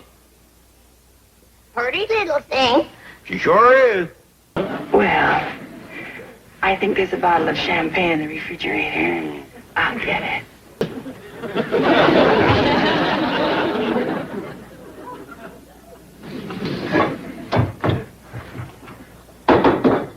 Let me in.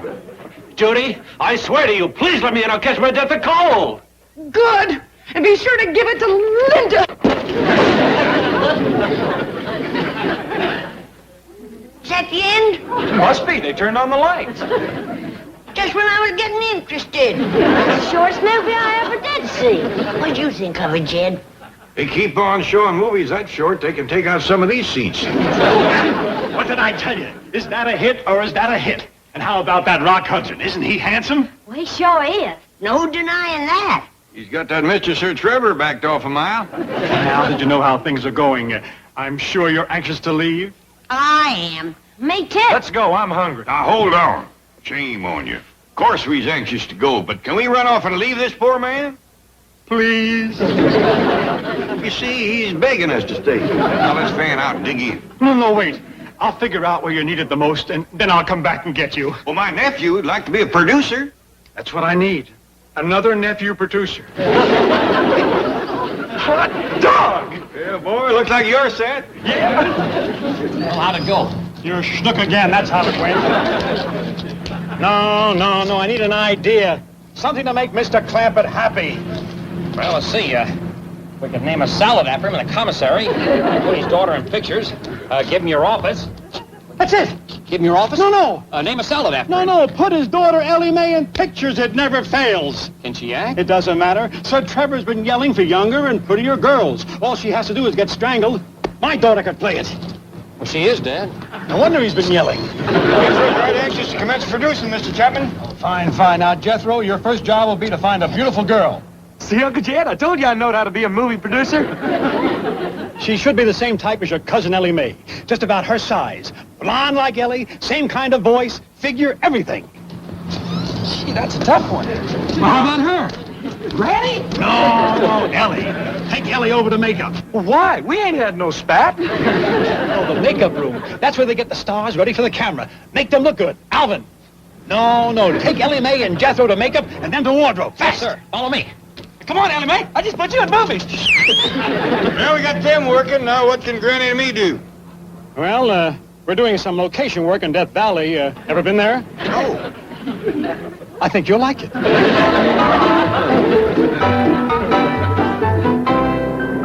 I say, old boy, did you find me a young, pretty girl for the midnight strangulation scene? Oh, yes, Sir Trevor. She's in makeup now. Beautiful girl. Lovely neck. Absolutely smacking, old boy. See you on the set. Ta-da. Mr. Chapman? That makeup room where they get folks looking good for the camera, Mr. Sir Trevor knows about that, huh? Does he ever? They work on him for 3 hours every morning, getting him to look like that. You hear that, Granny? Yep, and I want to tell you something. If he looks like that coming out, I hope I never see him going in.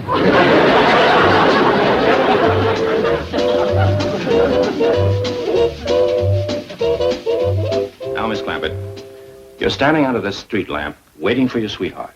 And suddenly... But I ain't got no sweetheart. Oh, that's all right. We never see him. Suddenly, Sir Trevor appears out of the darkness and the fog. You're afraid of him. No, I ain't. You will be, I assure you. So just react naturally. Sir Trevor, shall we have a rehearsal? Don't need it, old chap. Let's get on with the scene. All right, quiet on the set. This is a take. Ellie sure is pretty, ain't she? Yeah, I sure wish she was making a movie with Rock Hudson. Shh! Who do you think you're shushing? I'm her granny. Well, I'm the producer. I discovered her. Quiet! Watch Ellie. Action!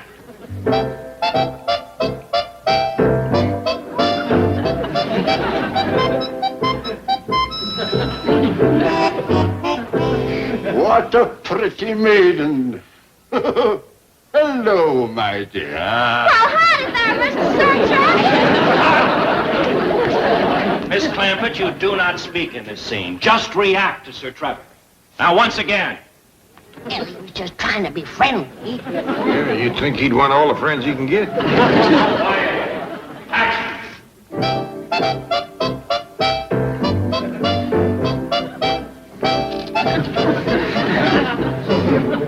Oh, what a pretty maiden. Hello, my dear.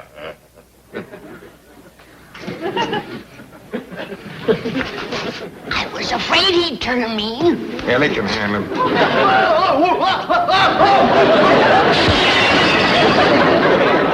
Look at that